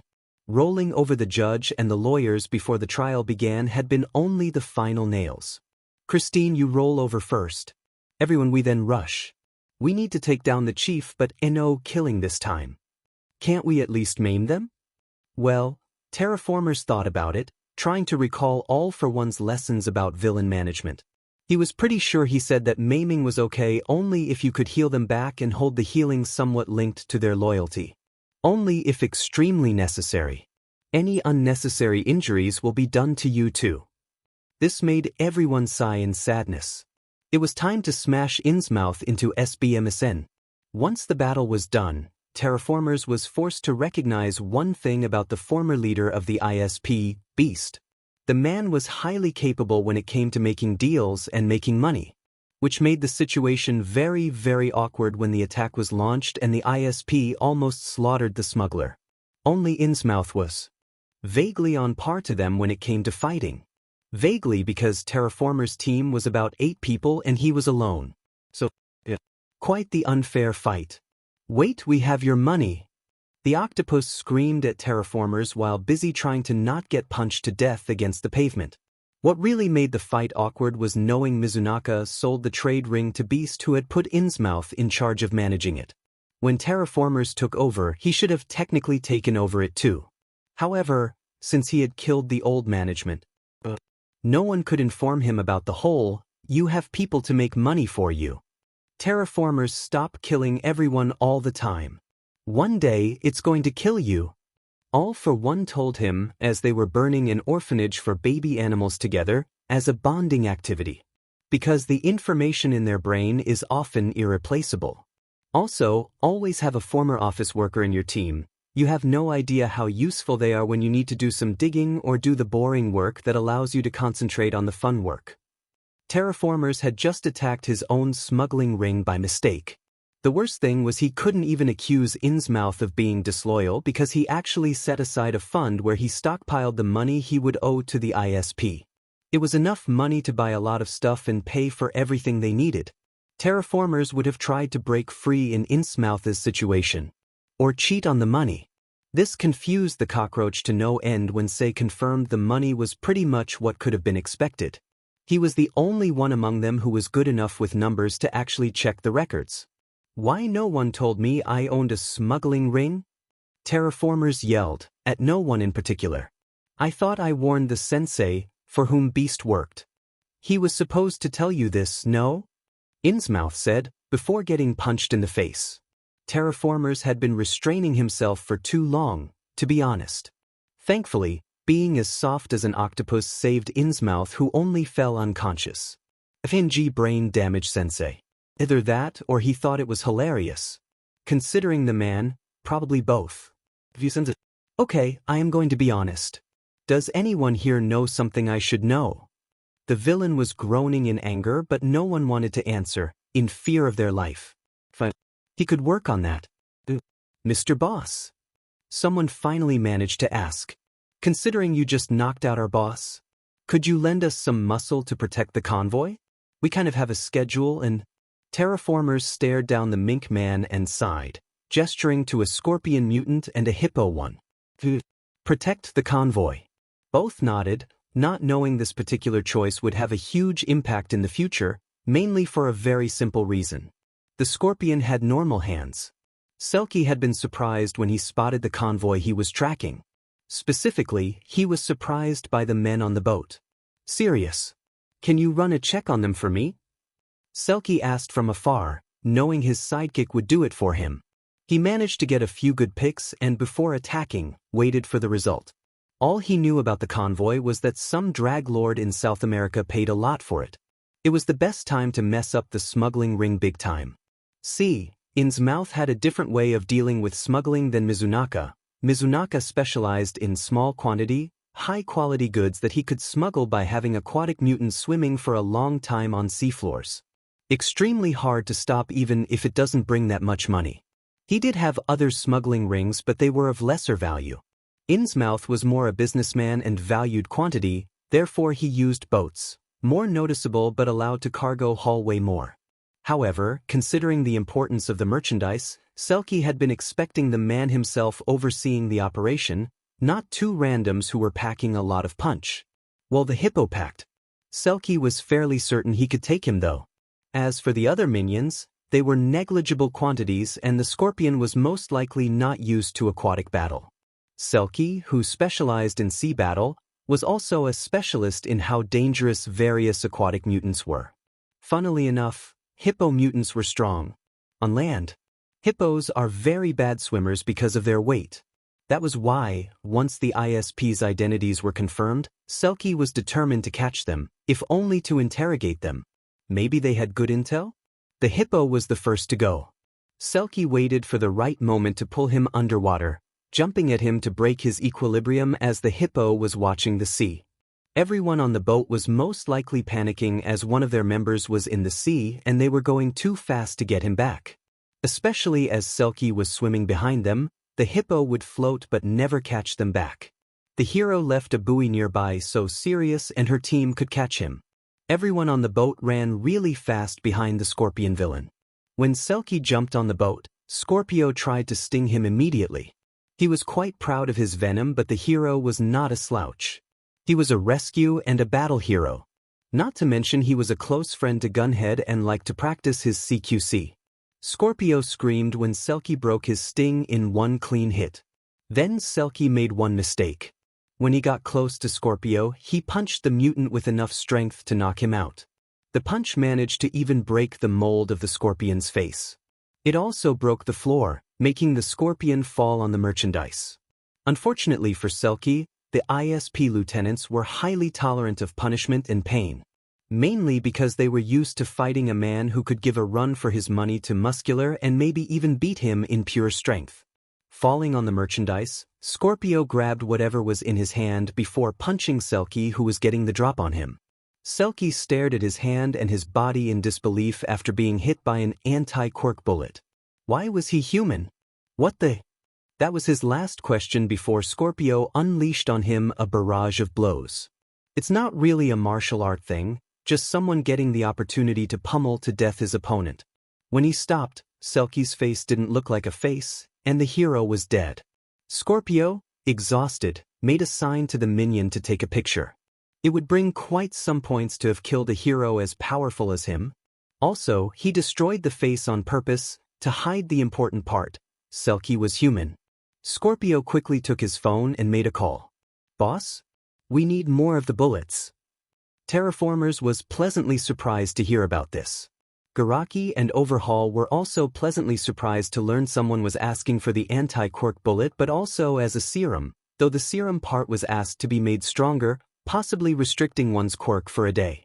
Selling the serum in syringes for heteromorphs with unsightly appearance had been Say's idea. Diversifying their source of revenue, etc., etc. It was almost like drag dealing, but this time, the product would allow people to feel normal. The most hilarious thing was that Say was also pretty sure it wouldn't count as drag dealing. They were simply selling a product that was helping people's lives, really at a high price, of course. Suddenly, they were giving people the opportunity to feel normal. More money also meant more people to buy services from. After 1 week, Terraformers knew 2 things.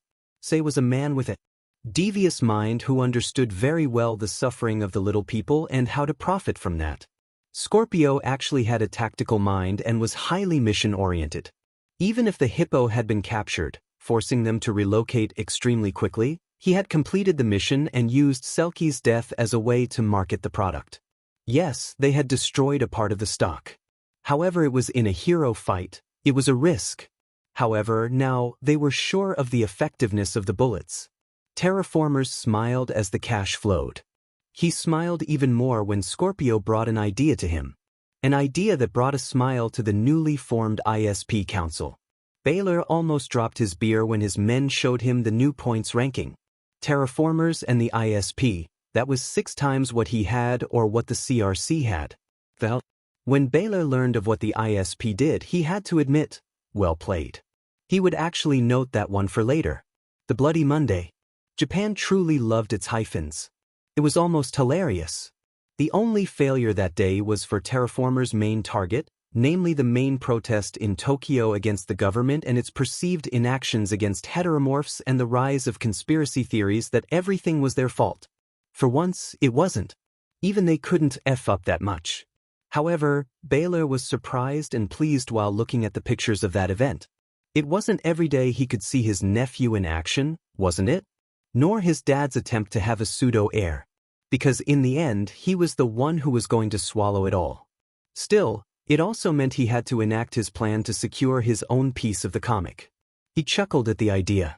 That one was going to be fun. The issue with conspiracy theories is once in a while, they are actually correct.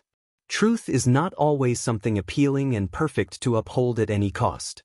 Sometimes, truth is ugly and people are using lies to make it better. AFO revealed the ugly truth about the government cover-up on the heteromorph attack and the sheet hit the fans. It was after a conspiracy theory was revealed true. Yet, the government had actually a good reason to do that.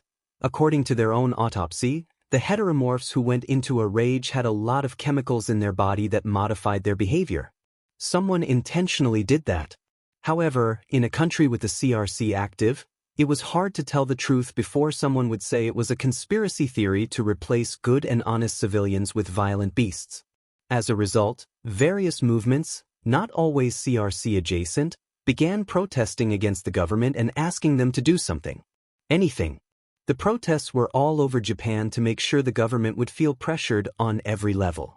Most of the protests were still meant to be peaceful as the war was already spreading enough fear as it was now, and violent protests would surely be met with more force than usual. Nonetheless, Local heroes were there to supervise them and assist the police in case of an external attack.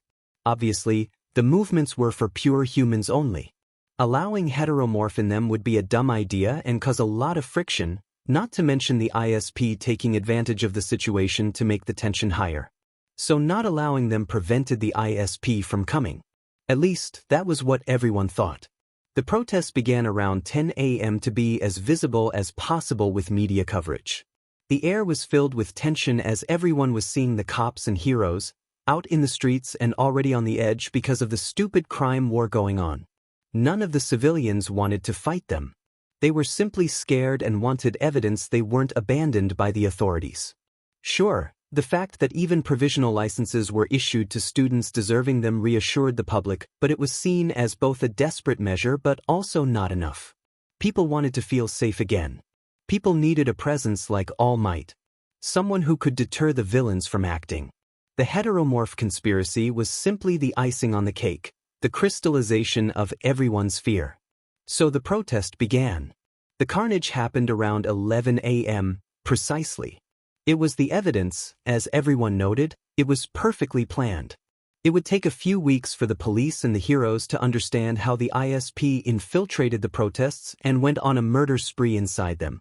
At first, everyone thought they managed to find a warp quirk or something like that. Only after a while the first videos were correctly analyzed to understand what the hell happened. How did the ISP emerge from the center of the protest and kill as many people as they could? Terraformers was staring at his 5 fingers. His 5 very normal fingers. Even blinking was strange, to be perfectly honest. Everyone in the room had to be coached in how to be human by Say. Turns out that suddenly becoming human meant learning to walk differently than what they were used to. The old janitor was actually groaning as he was teaching idiots how to walk without a tail. He had to use his broom to make one stop trying to walk on the wall as he was used as a spider. Thank God, the more level-headed of the group, like Terraformers, were first busy discovering their body, though it was usually done during PBRTY, and only then did they try to walk or run. The other job Say had to do with the few non-heteromorph members of the ISP was to take everyone's size and buy a bulk of clothes. Nothing expensive, they simply had to be clothed enough to join the protest. The only reason Say was putting on with the idiots and the immature members of the ISP who were learning how to become human was Terraformers' idea for a bloodbath. Say wanted to see the blood rain on Japan and his boss was actually agreeing with him. Say had become very quickly Terraformers' second in command and his ideas and hidden brutality were actually making him pretty popular in the group. Yes, the janitor was extremely frail compared to them, but his ruthlessness? They were suddenly discovering maybe muscles weren't all that mattered. Everyone agreed Say truly was one of them, though without the correct quirk. Something Terraformers would make sure to change once he won the war. The old janitor deserved that much. Clothing, planning, and making sure everyone was behaving. Say had the job of his life, but he would be very happy to see the result. Even his title of janitor was becoming more and more a mark of respect within the group. He was the one making sure the process was clean so the result could be the bloodiest. The plan was simple, really. 4 to 5 mutants in each big protest. All of them were to dose themselves with the anti-quirk serum a few hours before the protest and infiltrate it as humans. It was perfect in its simplicity. No one expected them to be normal. No one expected them to be smart. The ISP had its reputation by now of being dumb muscular idiots.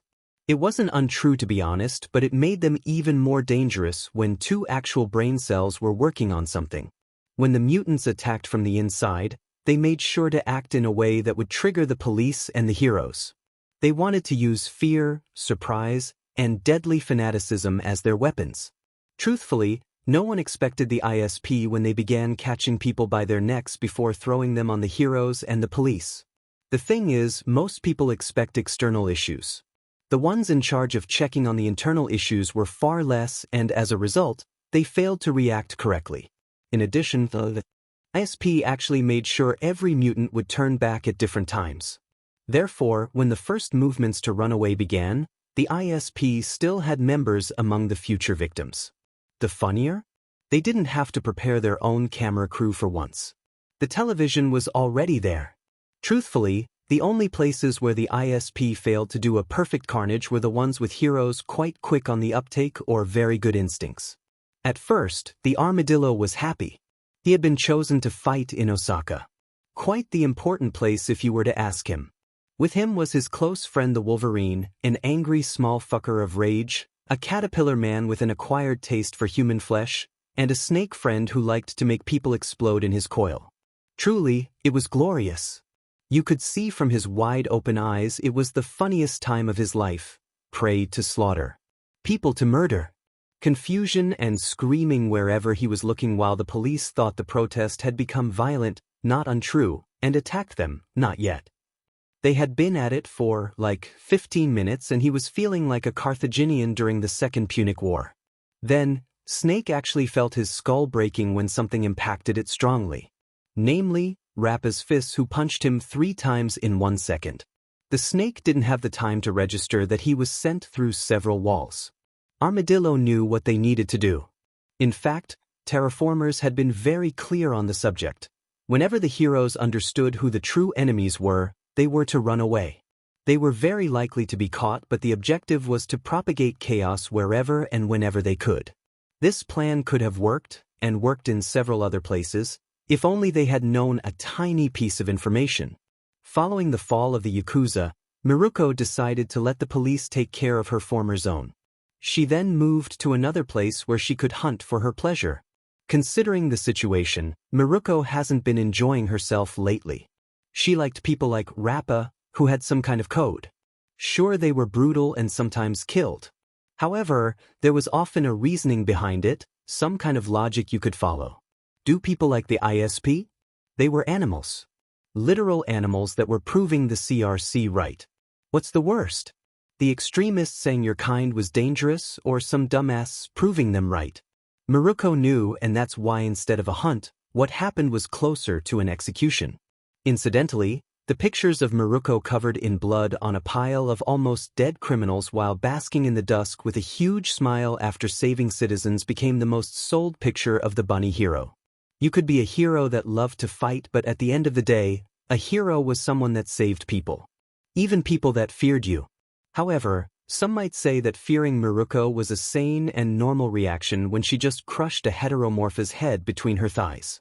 Meanwhile, in Tokyo, or rather Neo-Tokyo as some people like to call the city after the heavy reconstruction that followed the Ashen King's rampage all these years ago, Ryukyu and her apprentice were the ones watching the protest. The dragon hero had always been in a strange spot for the heteromorph heroes, considering her mutation was a reversible one. Some people said she was not a true heteromorph, as she could always, at the end of the day, decide to be normal. She preferred to think she could act as a bridge between everyone, but it was really hard. Thankfully, she also had an adorable intern, Nijire. The young spiral hero was as smart as she was adorable, but Ryukyu did a double take when she learned she was actually dating the criminal, formerly known as the boss. She was even more surprised when Tamura actually came to apologize in front of her. So, Nijire actually managed to make the bad boy crawl in front of her? Good for her and more importantly him. However, all of that wasn't important, as the dragon was flying in the sky, as a silent and menacing patrol. Ryukyu had been against that plan. She thought that intimidating the protest, because let's be honest, a giant dragon flying above you and monitoring you was intimidation, would only increase the risk of someone doing something dumb. Not to mention she would actually have a hard time intervening. Her dragon form was excellent as a deterrent, but fighting in a street against a crowd? The wrong movement could very well mean death or at the very least severe injuries. While she controlled her body, she also knew people were stupid. As a wise man said, a crowd is as smart as its smartest member and then divided by the number of people inside it. Sadly, the smartest people in the protest were clearly not that smart to begin with, and the crowd was kind of big. All of this was a valid concern Ryukyu had. She also counted on spotters to check if there were outside attackers. Being attacked from below by a giant cockroach hadn't been something she foresaw, as being that big also meant she was a bigger target. As Ryukyu crashed into a building, Terraformers pummeling by surprise the heroine, some of the cops had the reflex to call for help, as the main force of the ISP emerged from within the crowd to begin their bloody work. The pandemonium had begun as the heteromorphs suddenly rose from the ranks and took some trigger to even increase their bloodlust, letting them rampage. Heteromorphs, as bad as it sounds, were the cause of why cops weren't always useful. A gun was useful against most humans.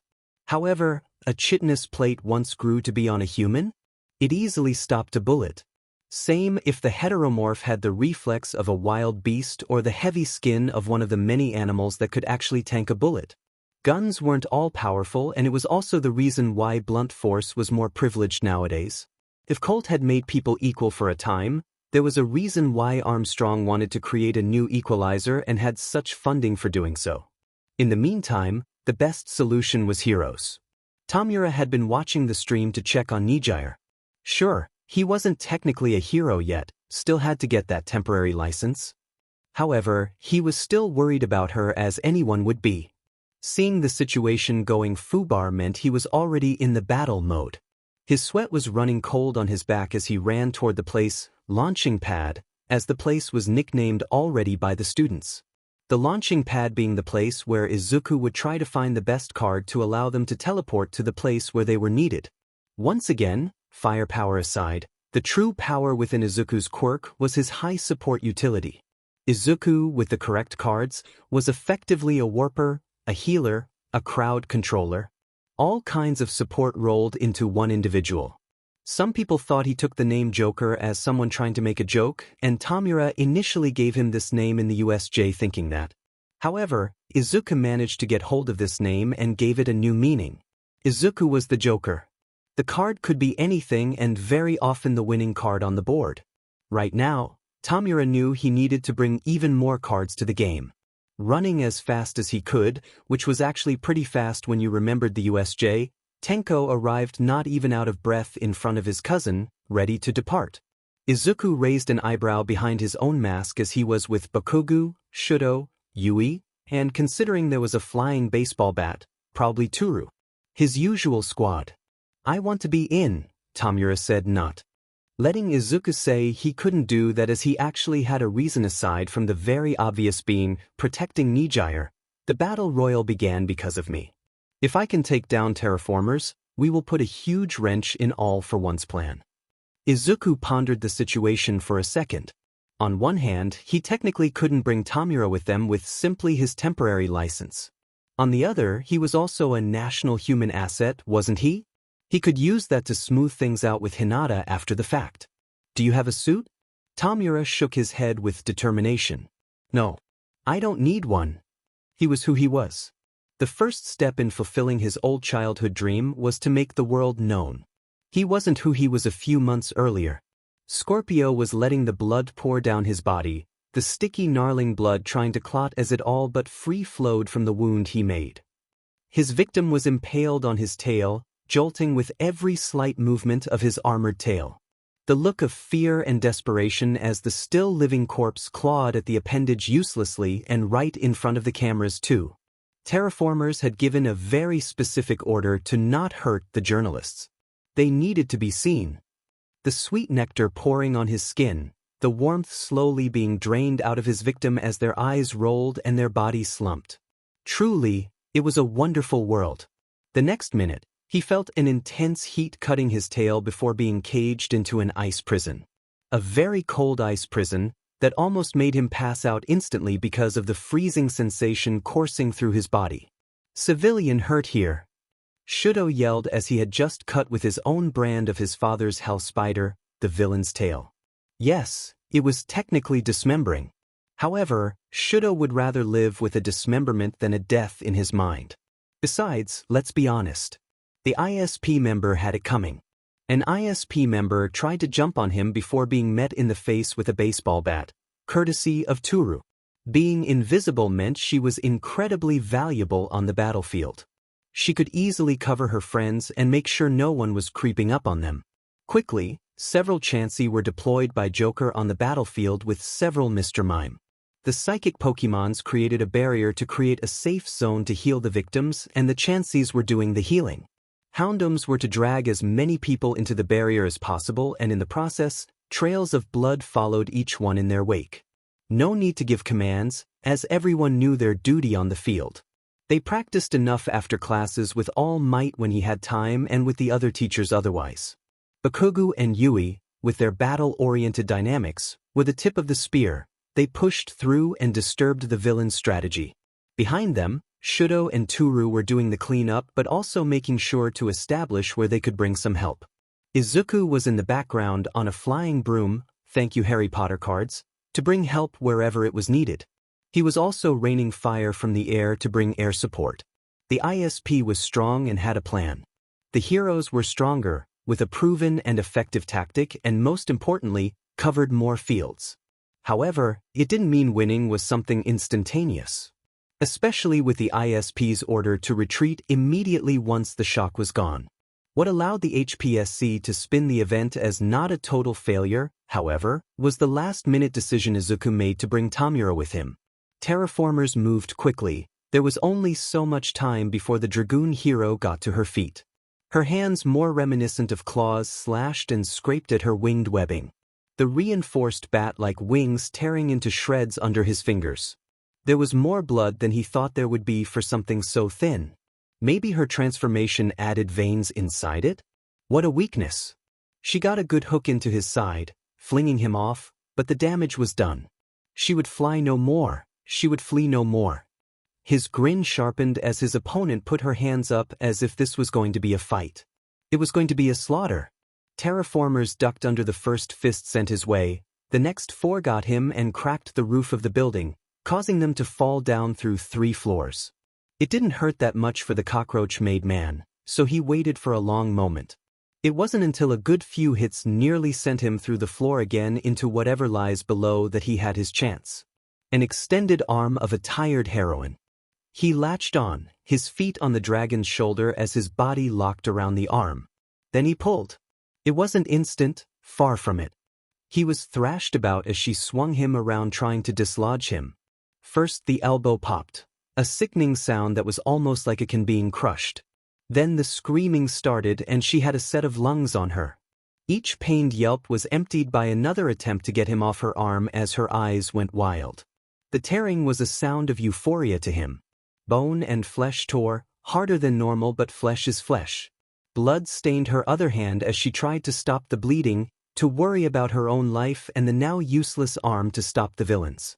This wasn't where he was done though. The Dragoon hero didn't notice him until he had 2 feet planted between her shoulder blades. Reaching down, he grabs the base of each wing and pulls. Skin, flesh, bone and the outer layer of scales all grind and shift as he pulled her weakest appendages far beyond where they are supposed to go. The joints locking them into place cracked and popped as skin and scales opened up, the flesh teared easily, and when it's said and done, her wings laid in front of the hero's soaked and despair-filled eyes. Standing on Ryukyu, her wings ripped off, Terraformers was grinning madly. Sure, he didn't win fair and square as he attacked with surprise and ruthlessness. However, it wasn't his goddamn problem. He had an opportunity and he capitalized on it. As Sensei would have wanted it. He wasn't in it for a fair fight or honor. He wanted blood. He wanted death. He wanted pleasure. The heroine had managed to get a few good hits on him, but thanks to crashing into a building it highly restricted the dragon hero movement. That was the main reason for his win, but he knew he had more cards hidden. As Sensei kept telling him, the bigger they are, the smaller you want the area to be. Restrict their movements. Make sure these DMN heroes are blocked with civilians. And then punish them hard while basking in their blood. God, did he miss that old BSUD, Sensei?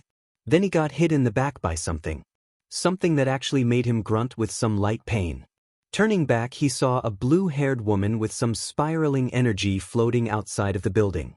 Without even thinking much, Terraformers actually rushed to tackle her from the air to the ground, with an exhilarated smile allowing Nijire to see all of his teeth. The man was a maniac and needed to be put down. So, when Terraformers jumped on Nijire, he was quite surprised to see both of her hands move in the direction of his thorax.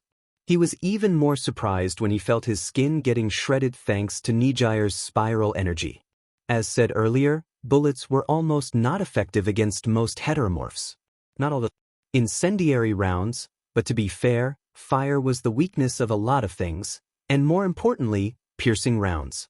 The issue, however, with piercing rounds and why all cops didn't have them as standard procedure is really simple. You don't know where the bullet will end after piercing your target.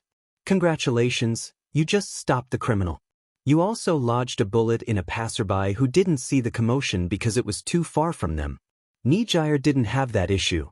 She could control her energy, and currently, she had turned her hands into two highly powerful drills destined to only one thing: see if the cockroach could survive with his organs outside of him. Being kind and good doesn't mean being soft, and if she had to dirty her hands to protect people from psychopaths like him, she would do it. However, this was a huge bet that she wasn't sure to win. Being propelled against the ground meant she would be pinned under the cockroach, not to mention the impact. It meant an instant loss. So, Terraformers freed one of his hands to stop one of the drills, his powerful hand pressing Nedzu's wrist before crushing it. The blue-haired girl let out a scream of pain while she fell, but she didn't stop the attack from her remaining hand. The chitin burned as it was pierced with an extremely fast drill, Nedzu concentrating all of her strength on it. She had only one hand, but she was ready to shred her own skin if it meant taking down the BSD with her. Because the two of them were locked in this duel, none of them noticed the form-jumping Terraformers before grabbing the ISP leader's shoulder. "Release her, BD!" Chimera yelled, as his own momentum allowed him to break partially the momentum of the fall, but more importantly, make Nedzu and Terraformers inverse position on who would land on the ground. Both of them gasped in pain, but Chimera couldn't afford to care for that yet. One hand was on Terraformer's shoulder and the decay was already propagating.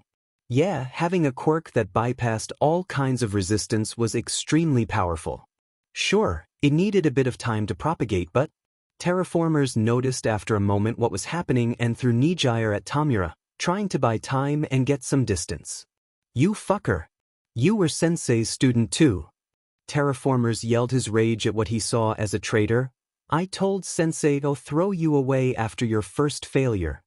If Chimera had any lingering doubt he wasn't special in All for One's eyes, his enemy just destroyed them. He really had several replacement plans. The former vigilante rose up, Nedzu in his arms and his pinky set aside to not trigger his quirk. "I may have been his student, but I have chosen my own path and not some childish wrath." Chimera's anger rivaled the cockroach. Chimera was alone and he knew it, with a Nedzu to protect. When Terraformers threw himself at him, Chimera did the smart thing after sharing a look with Nedzu. He launched the woman in the air before deviating on the side of Terraformer's punch. Chimera wasn't some dumb muscle. Under All for One's training, he learned some martial arts, and his training with both Stain and UA only served to further his skill. Trying to parry this beast of a man's punch was a fool's endeavor. However, redirecting the flux of power? Most open-handed martial arts were actually quite good at that. Then he tapped Terraformers on his weakened shoulder, degrading its condition even more. "I am going to rip your arm!" Terraformers yelled, his face distorted by his rage. "My girlfriend is going to destroy yours." Chimera stared with a smile as he saw something behind the cockroach, who turned to see a blinding light. Clearly suffering from the pain, Nedzu was floating using her broken arm while her still valid was aimed as a gun. This time, she was shooting a piercing round. Understanding what was happening, Terraformers tried to run, in fear. The emotion was more and more frequent, and he hated that. He was an apex predator. Not some kind of weak-ass fucker that was meant to be bullied. Chimera responded to that by grabbing Terraformers with both hands. The villain stared at him in disbelief and would have punched him if Nedzu's shot hadn't pierced the already cracking shoulder. It exploded, in flesh and blood going everywhere. The shoulder joint itself turned into shrapnel as his exoskeleton shattered into splitters. In this explosion of energy and gore, Chimera knew once again why he was in love with that woman. Nedzu was a very kind girl who had the emotional intelligence he often lacked. She was also strong enough to hand his butt to him, and she wasn't a princess in distress he had to save. To help? Sure. To save? She could have maybe won alone. Maybe. Terraformers yelled as he understood the pain of missing an arm. I wasn't going to end like this. Boy. Sometimes, remember this old ancestral technique transmitted since ancient times. Run away. All for One told him once, while they were watching JoJo Bizarre Adventure Part Terraformers, not knowing exactly why, felt his legs moving beyond his will, just to kill both of them. His heart was filled with fear and anger, but the latter was outperformed by the former. The man was tasting his own fear, and his own body had decided to betray him. Going as fast as he could and without anyone to stop him seriously, the leader escaped. But while his plan was technically a success, in all newspapers, one thing was mentioned. The ISP leader had run away from a fight, highly injured. In addition, while Tokyo was obviously the biggest raid, thanks to the quick intervention of Joker, the casualties while existing weren't as bad as in other places. Hinata was drinking her 5th cup of coffee while reading the report. Chimera, being AFO's former disciple, was out of the bag, but thanks to Terraformers, he was openly denounced as a traitor. Not to mention his UA's uniform, and the picture of him fiercely protecting Nijire. A former bad boy in love with one of UA's top students? Hell yeah, she could spin some love story of redemption with that. Thank God, this was actually PR 101. The public was a sucker for redemption stories and love stories. The young Seiko actually apologized for technically acting out of his rights, but as he pointed out, he had been right, and as a national asset, he had some advantages. Hinata grumbled to make a point, but inside of her, she approved of what happened. No, the reason why she was on her 5th cup was because she was currently busy planning something with 3 men who were as devious as herself. Nedzu, Mirai, and Rikia were in a video conference for a small surprise. The HPSC had been on the defense this whole time. However, thanks to Izuku, Tamura, and Nijire, it was time to do a counterattack. Ryukyu was shrieking in pain. Morphing back into a human while having her wings torn out was out of the question. As far as she knew, turning back would mean the wounds would reflect on her body, but for obvious reasons, she never tested with torn limbs. So, she had to stay awake and in her dragon form while the medics were trying their best with her. Move out, I am here to help. The voice was pretty young and quickly appeared as one of the young heroes Nijire told her about. Joker, aka Izuku Seiko. The one who used cards. He had a phone in his hand and was apparently speaking to someone. Yes, I know, he is technically on the ban list for perma-summoning. However, it would be only to heal as many people as possible before I turn him to ashes. The kid seemed to negotiate with someone, and considering the smile he had in the end, he actually got the authorization he needed. Then he turned toward her. She could see him smile before he pulled out a card from his hat, and suddenly, a man appeared in a puff of smoke. The first thing the Dragoon hero noticed was his striking pompadour, a hairstyle that almost seemed to defy gravity. The large, jet-black wave of hair is slicked back with meticulous precision, forming a bold arc that sweeps down the back of his head. Standing tall and imposing, his form was wrapped in the distinctive dark navy blue of a high school uniform, but this wasn't just any ordinary outfit. Jasuk's uniform is decorated with flashy, eye-catching accessories, a golden heart symbol pinned to his chest, and peace signs on his collar and wrist. However, the most striking thing was his lack of apparent emotion or soul in his eyes before Ryukyu could feel someone or something reattaching her wings back to her body. Whatever was at work was invisible to her, and the process wasn't painless. However, she had to admit, as she moved her fixed flesh again, that it was highly effective. That was surprising, as she could see the summons being walked toward other injured people and beginning the process of fixing them. What the hell is? A police officer was asking. Are you sure authorizing Izuku to use Jasuk Joestar for this was a good idea, Hinata? Nedzu asked while drinking his tea peacefully over the conference. Rikia was also there. The man seemed pleasant to the HPSC president, which meant he was instantly suspicious in her eyes. She knew she was twisted, and therefore anyone she appreciated was most likely another fucker like her. Either that or they were her nephew. Nedzu had brought him to their war room because they needed resources to solve the crisis, and they couldn't ask too much from the government before risking international involvement. Rikia was their solution, as he had an immense fortune and a willingness to help them in exchange for future favors. That was the part that scared Hinata. In her field, owing a favor was something as dangerous as swimming in a shark tank after a good bloodbath. I have to admit, this surprised me. The JoJo's cards are actually pretty rare and valuable, considering they come from far in the past and aren't edited anymore. Also, one geek in my team mentioned that this particular Joestar could have used his power to locate our enemy. As all of you know, Izuku's permanent summoning can bring new rules to Earth. We had the suspicion back then with Godzilla. Hinata said quietly, before sharing a file on the video conference. On screen, a Catholic nun was being highly restrained by Sister Maria and several other heroes after turning into a monstrosity of vines. We discovered that Izuku panicking and summoning Father Anderson on Island somehow turned the remnant of Christ's cross into a, thankfully, weaker version of the relic of the anime in Hellsing. The Vatican was not happy about it. I don't want people to suddenly begin to develop stands. We already had a freaking mess because of the dawn of Quirk. That made an awful sense and everyone in the call agreed. The leader of the meta army actually thought about it and asked a question. On a side note, didn't Izuku summon a giant robot or something like that? And when I try to contact David Shield on the subject, he immediately disconnects the call, Hinata confirmed. She finally learned about that too and had been wondering if she could actually launch an attack on Island or something, but since AFO's attack, the island actually amped up a lot their security. Hinata was even half sure they bought machinery from the architect to be on the safe side. Because there was no way he was actually staying there, right? Optimus was testing his new body with Grimlock. The body was indeed more rudimentary than his initial, but he had to admit, he was impressed with how fast the scientists were currently progressing in reverse engineering their technology. If they kept that up, they could hope to have their almost real body back in a decade.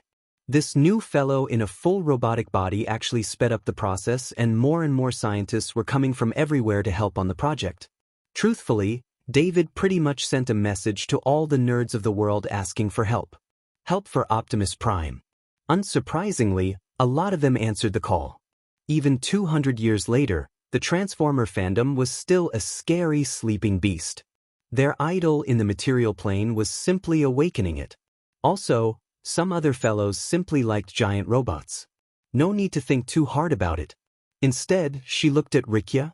When can we get the position at the ISP headquarters? The lady asked, and thankfully the CO answered with a smile. My employee is currently working on it. We will have an accurate localization in 12 hours and a very accurate localization in 24 hours. The employee had the quirk of locating someone as long as they had a body part that was big enough to fit their target. It made them useless for kidnapping cases, but it was very useful for auditing slaughterhouses, like actual slaughterhouses, and making sure people weren't selling horses as if it was beef. The employee was actually a bit scared as it was the first time they worked with human meat. Hinata and Nedzu nodded. Then the raid shall happen in 32 hours, then on the eve of the night. People often criticize the HPSC for being something humongous, a bureaucracy where the line between evil and good was highly blurred. It was a valid criticism point. However, this bureaucracy had a very good advantage. The HPSC had a file on a lot of people and knew how to organize things on various levels highly efficiently. People didn't invent administration only to make other humans suffer. It was simply that standardization was the way to go to not make your employee go crazy with each specific case. By managing all heroes and working with the police, the HPSC actually had very good guidelines on how to plan a successful raid against a criminal entity, made by various trials and errors and doing a lot of post-mortem to determine what worked and what didn't. Even Nedzu used it, and when he had seen Nitai's initial plan to raid the Yakuza, he chastised the seer. First point. Gathering all the intel readily available and already collected on the target. In this case, it meant pulling the file on any and every villain affiliated with the ISP and checking if they were free or not, what their quirk was, etc. Once that was done, determine the probability they were on site and attribute a grade to them. Manageable, could be easily disabled. Manageable but with caution, their quirk could be dangerous but the person wasn't necessarily the smartest tool in the shed. Dangerous, could be killed if no other option were possible. Dangerous but with intel, to capture in priority. Kill on sight. Seigen's faction was known to attribute the KOS quite easily. Now that Hinata and her team had more hindsight, It often allowed them to wipe out smaller crime syndicates so the bigger and formerly associated with All for One to regenerate their strength by assimilating assets. After all, no matter how tactical genius someone proclaimed to be, without good henchmen and competent subordinates, they wouldn't go far. All for One probably managed to grow in secret his empire back because of his daughter, explaining why he trusted her with so many things. In short, the two scaring talents All for One had was his abilities to delegate his various plans to people and hire the correct person for the correct job. An evil human resource. Thankfully, the HPSC was pretty much the same. Now that they knew the most likely foes inside their target, they could begin to check the layout. Something great about working with the government. You were allowed to access a very useful database with a lot of blueprints for various buildings and how they were improved with time. Sure, in the case of a villain's lair, it didn't always mean it was precisely accurate, but it gave a lot of information. Add to that they actually had a double check on the layout, and suddenly the HPSC had the advantage of perfectly knowing the layout of the place that was going to be raided. Finally, the greatest thing the HPSC had was anyone else. The biggest database on heroes, their quirk, and of course, the fact they could hardly say no unless they had a good reason. After their stunt and the civilian casualties, the ISP had a lot of heroes who wanted around in the meantime. On UA grounds, Tenko had previously thought that being hunted by Nijire and Hana had been the worst thing happening to him. He was proved wrong when he was introduced to Nijire's parents who wanted a word with him. While the public loved some good old bad guy turned good because of a good girl, the parents of said good girl might want to check if the bad guy was actually good enough. Hence Tenko thanked Kurojiri, wherever he was, for teaching him how to make tea. A ridiculously good tea. As a result, Nijire's parents only showed some disapproval of the relationship and did not threaten to use a spiral punch on his face. That was a win in Tenko's book, and he was certainly taking it as he sat on his knees in front of a man who looked like a software engineer and Nijire's mom who clearly gave her good looks. "Did you first approach our daughter with dishonest intentions?" The grilling began once the father put down the teacup, while Tenko feared a bit more for this situation than when he attacked the UFE. "Actually, sir, the first time I met her, she was the one who approached me because she was lost." Tenko was pretty sure it was how an SCRT mission turned into a romance novel with superpower. Somehow, he blamed Izuku. Nijire nodded to the statement while the mother smiled kindly and put a hand on her husband's shoulder. "Darling, come. What you should really be asking is, has he ever used our dear daughter for any scheme?" Tenko tried really hard to remember the situation, and the fact he was actually thinking about it made Nijire's father growl. "Wait, sorry. It's just that I asked her a question and she pointed out to me the information was actually public knowledge. So I was wondering if it counted or not." The mom's smile didn't crack, but her eyes indicated her hostility. "Let's assume yes. So, you used our daughter's innocence for your own nefarious." Nijire's innocence? We are speaking of the girl who feigned ignorance and being an airhead to beat me at my favorite game and have me buy several boxes of boosters for her. Tenko pointed out while Nijire was all smiles. Her mom looked at her daughter and nodded her approval. "Good job. As long as you didn't raise a hand on my daughter or did anything to put her in harm's way, I guess this can barely pass." "Does sparring intensively on the ground count, Dad?" Nijire said with a devilish smile, while Tenko suddenly became horrified. "He was very good at pinning me on the ground." Tenko stared at the parents who actually kept their calm. Had it been him in their position, the former villain wouldn't have stayed as calm as them. Hell, their reaction actually surprised him. The father looked at him with suddenly kinder eyes. "Let me guess. It's my daughter who keeps coming to break you out of your shell?" It sounded like he actually had a very similar experience, a long time ago. The former villain nodded, wondering what the point of the dad was when he added, "Women in this family are like that. They like to play with their prey by making double entendres while looking absolutely innocent." The dad actually wondered if there was a kitsune heteromorph somewhere in their lineage. That would explain a lot. Both women actually laughed lightheartedly at this comment, but their eyes showed they enjoyed it when their mate knew their place. Seriously thought, "Did you hurt my daughter?" I actively tried to run the F away whenever she was spotted. For many reasons, like not getting caught, sure, But also because I don't want to hurt her. You can try, Tenko. You can try. That, and also because I think she would try to reproduce a Gurren Lagann move on me if I ever fought her. Everyone looked at Nijire, who was a top student, and everyone expected her to integrate into the top 100 quite fast once she graduated. She put a finger on her lips, thinking, before nodding. He has a really good point there. Fine. Now, we have checked one point on you, boy. Let's see if you are worthy enough for our daughter. The mom said while pulling a list that spanned on several sheets. However, Tomuranu, Nijire was worth all the red tape of the world. It was a bit later in the evening when he received a notification from Nedzu confirming something he had suspected. He had kindly volunteered for the raid. Great powers imply great responsibilities. The more Izuku was working with heroes, the more he understood how true this was. In addition, having a stupidly strong quirk, oh god, in hindsight how he was feeling strange about being quirkless 2 years ago, meant the HPSC could draft him in their raiding plan. Thankfully, he had a very reassuring presence with him. Namely, Mr. Compress, Dad, a Majestic. Yes, he had been forced to take a new, stage, name as a hero by the HPSC. The alternative was Hinata explaining to Inko what his husband was still doing on some evening when he promised he would tone down his gentlemanly burglar activities. Many other heroes were with them, including a woman Izuku identified as Lady Nagant. Not sure why she was there, but they would probably explain in the briefing. In front of them was a man who suspiciously looked like this fellow Toga mentioned once or twice. Apparently, after Exegol, the man had a promotion, maybe because his squad got destroyed and all other black squads were dismantled. Everyone, attention please. The 35 heroes focused their attention on him instantly. Even Miruko, who had been bartering with her team, suddenly stopped.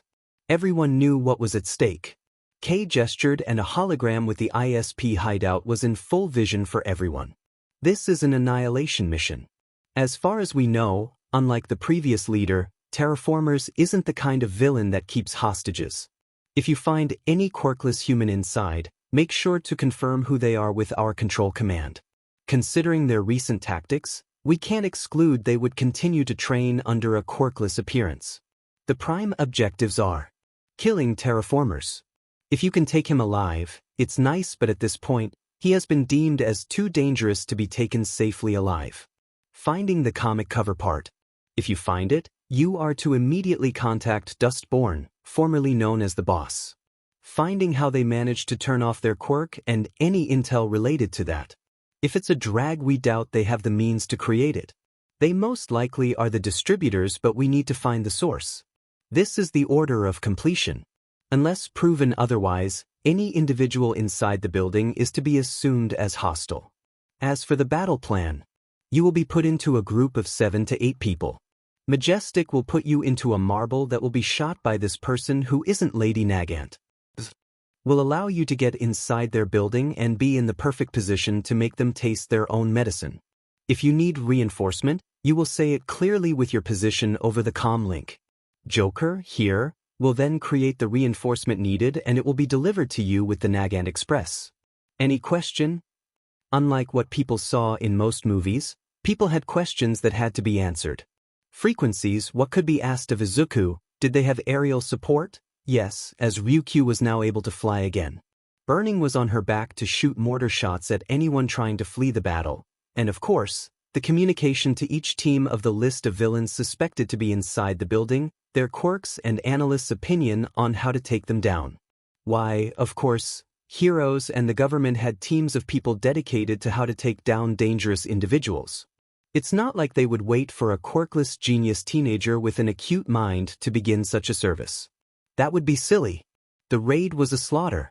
First off, no one expected the heroes to mount a counterattack that fast. The janitor himself had expected at least a week before any attack, enough to scatter and F off.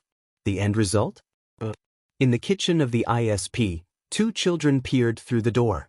They had to strain themselves greatly to see or hear what happened outside. However, both of them were sure and were saying so to the others. Something was happening. Fat Hippo, an especially lucky person who had a hippo quirk, was the one in charge of making everyone's food, especially for people who had a distinctive taste for some special meat. Then he saw two of his friends' corpses being used to destroy the wall, dust settling everywhere in the room. In front of him, a bloodied Miruko smiling as if it was Christmas, and a strange muscular ginger man was smiling while seeing him. Fat Hippo was even puzzled when they suddenly began to play Ken in front of him. As he charged to deal with the gingerly one, the latter won the game. Fat Hippo felt the impact of several fists against his head, throwing him backward but clearly not enough to really hurt him. Of course, you get the one dude with a good quirk and that actually is worthy of fighting. Ihihihehi, Rappa laughed. Technically, still not a hero. However, the HPSC wasn't going to say no. More manpower for them. You are huge. That means you have huge guts. You will have to rip and tear to see them. Fat Hippo said before launching himself in the battle. It was time to F off. Well, only if he could win. The villain wasn't familiar with the underground ring, but he knew something. If Miruko was fine letting this man fight him 1v1, it meant he was actually a skilled and powerful fighter. Rappa was yelled at by Otsu, once again breaking both of his arms during the battle and not calling for her since she was not that far. However, she agreed to not yell too loud considering Rappa had a lot of children, actually well nourished, so they would have more meat on their bones, hugging him as best as they could. The villain wondered if he wasn't actually weirdly good at saving children. Still, he noted that saving children allowed him to not be yelled at too much by his loving girlfriend. Perfect. Several lizard people were surprised when Wash and various other heroes suddenly appeared in their living room. They were even more surprised when they heard him say, "Wash, wash, wash, wash," with a dark tone. Then a lizard understood the principle of the kinetic force when he got hit by a washing machine containing a grown, very well-proportioned man inside it, propelled at 60 kilometers per hour. For information, it was more than enough to turn you into bolognese. Wash, wash. Wash said while washing with a bubble. The blood and gore from his suit made the lizard scream in terror. Then they noticed the pro heroes behind them who weren't smiling either. Is surrender an option? Washington. Say was currently running for his life, and behind him were several heroes trying to reach him. One of them was wearing a full facial mask, but Say was pretty sure he was one of the three heirs Terraformers was supposed to fight. Get back here! Chimera yelled, before following what looked like another simple old man.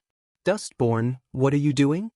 The control was relaying information to not crowd ground-level communication.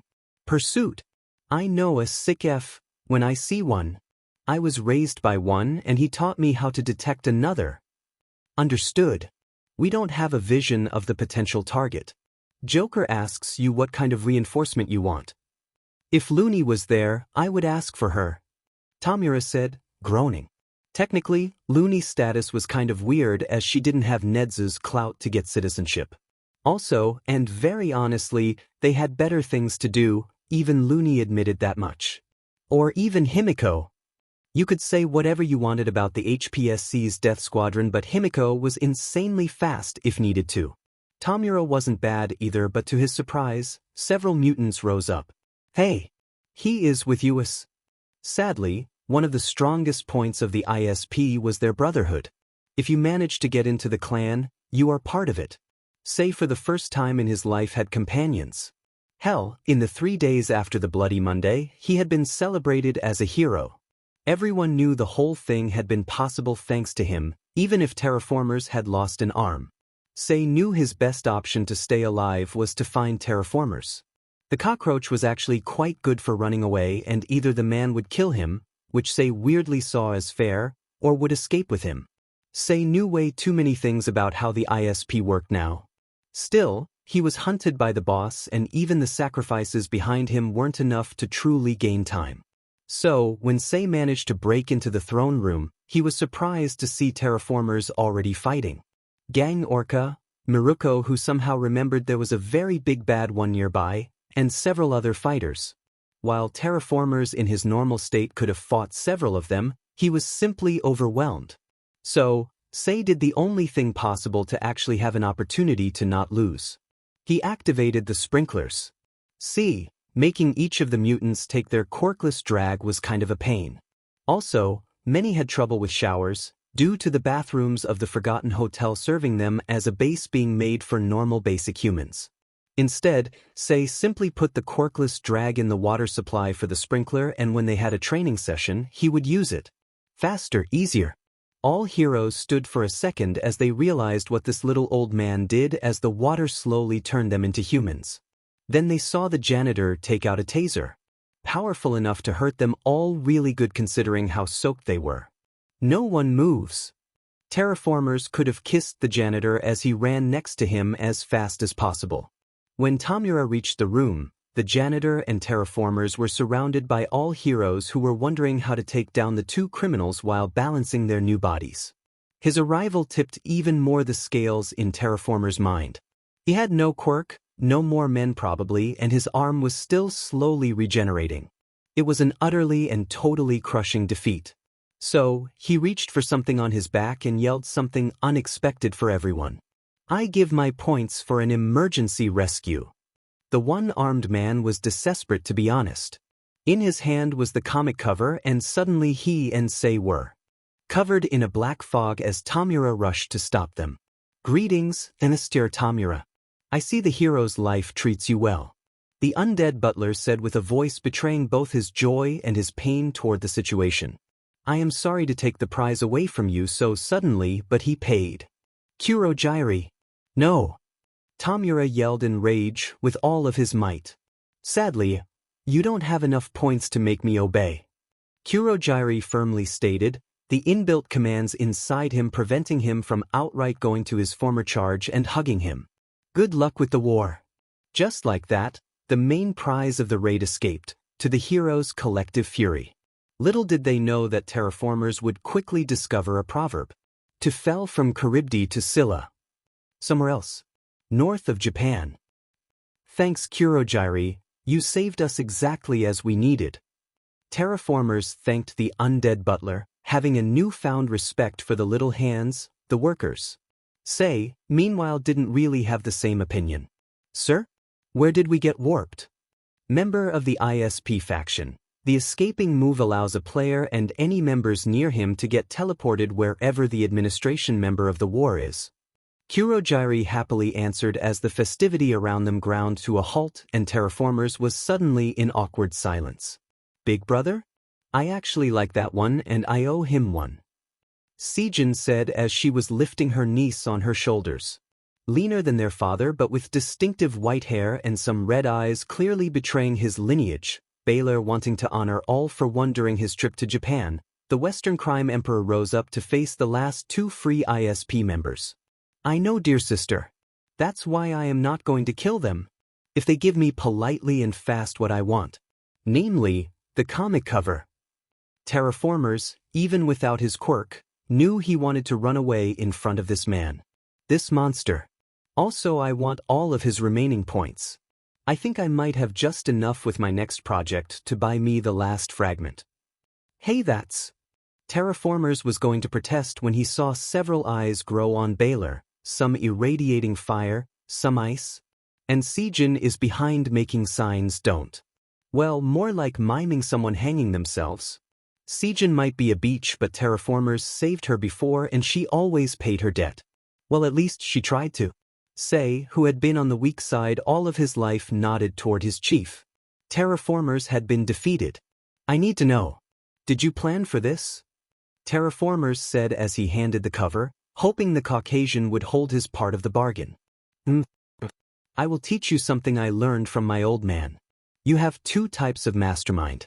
The ones like him who had several complex plans running at the same time and who hoped one would work. I am the other kind. I keep them simple as hell. 2 steps. 3 at best." Baylor kindly explained while Kurojiri confirmed the transfer to him. "Perfect. Soon he would have half of the cover. And when I got my sister and Kurojiri, I instantly knew I simply had to wait for one of you to run away. I just have to wait, honestly. I'm sure I can beat any of you by myself. So, either you run away and I take what I need or I wait for one to collect almost all the cover and kill him myself. Win-win." Terraformers was actually kind of impressed. The man in front of him was playing in a different field than him, the boss, or even Purify. And as for me, because he doubted he would be let go that easily. Well, here is my proposition. You and your friends either work for me or I drop you randomly somewhere on Earth. I insist on randomly. It can be very well above the Dead Sea. By the way, while I know that in your mutant form, you are strong, what can your friend do? Baylor said, pointing out Say. Instinctively, Terraformers stepped forward as if to protect him before Say answered. I am a good janitor, sir. Also, I am good at planning things. Janitor it is. The bar needs a clean-up. Baylor decided quickly. Problem? Solution. You will teach your former boss how to help you, and most of my men don't know anything about cleaning. Neither do you, boss.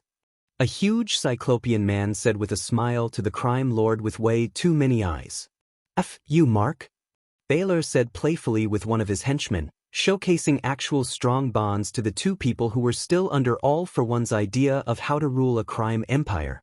Despite the joyful atmosphere and the fact they stayed alive, Terraformers and Say hadn't won. However, it didn't mean it was the end. 1 down. 2 to go. Purifier contemplated a map of Japan in front of him. He had expected the hero's strong reaction against the CRC. He hasn't deployed Gigantomachia to do a carnage partly because of that. Escalation of violence. Hell, even Archimedes proved it. If you push something, you generate an opposite reaction. However, now he needed to make his next move. How to deal with Baylor? Or rather, how to deal with Baylor, who would try to get his fragments the moment he had them. Of course, the old man couldn't have done something easy.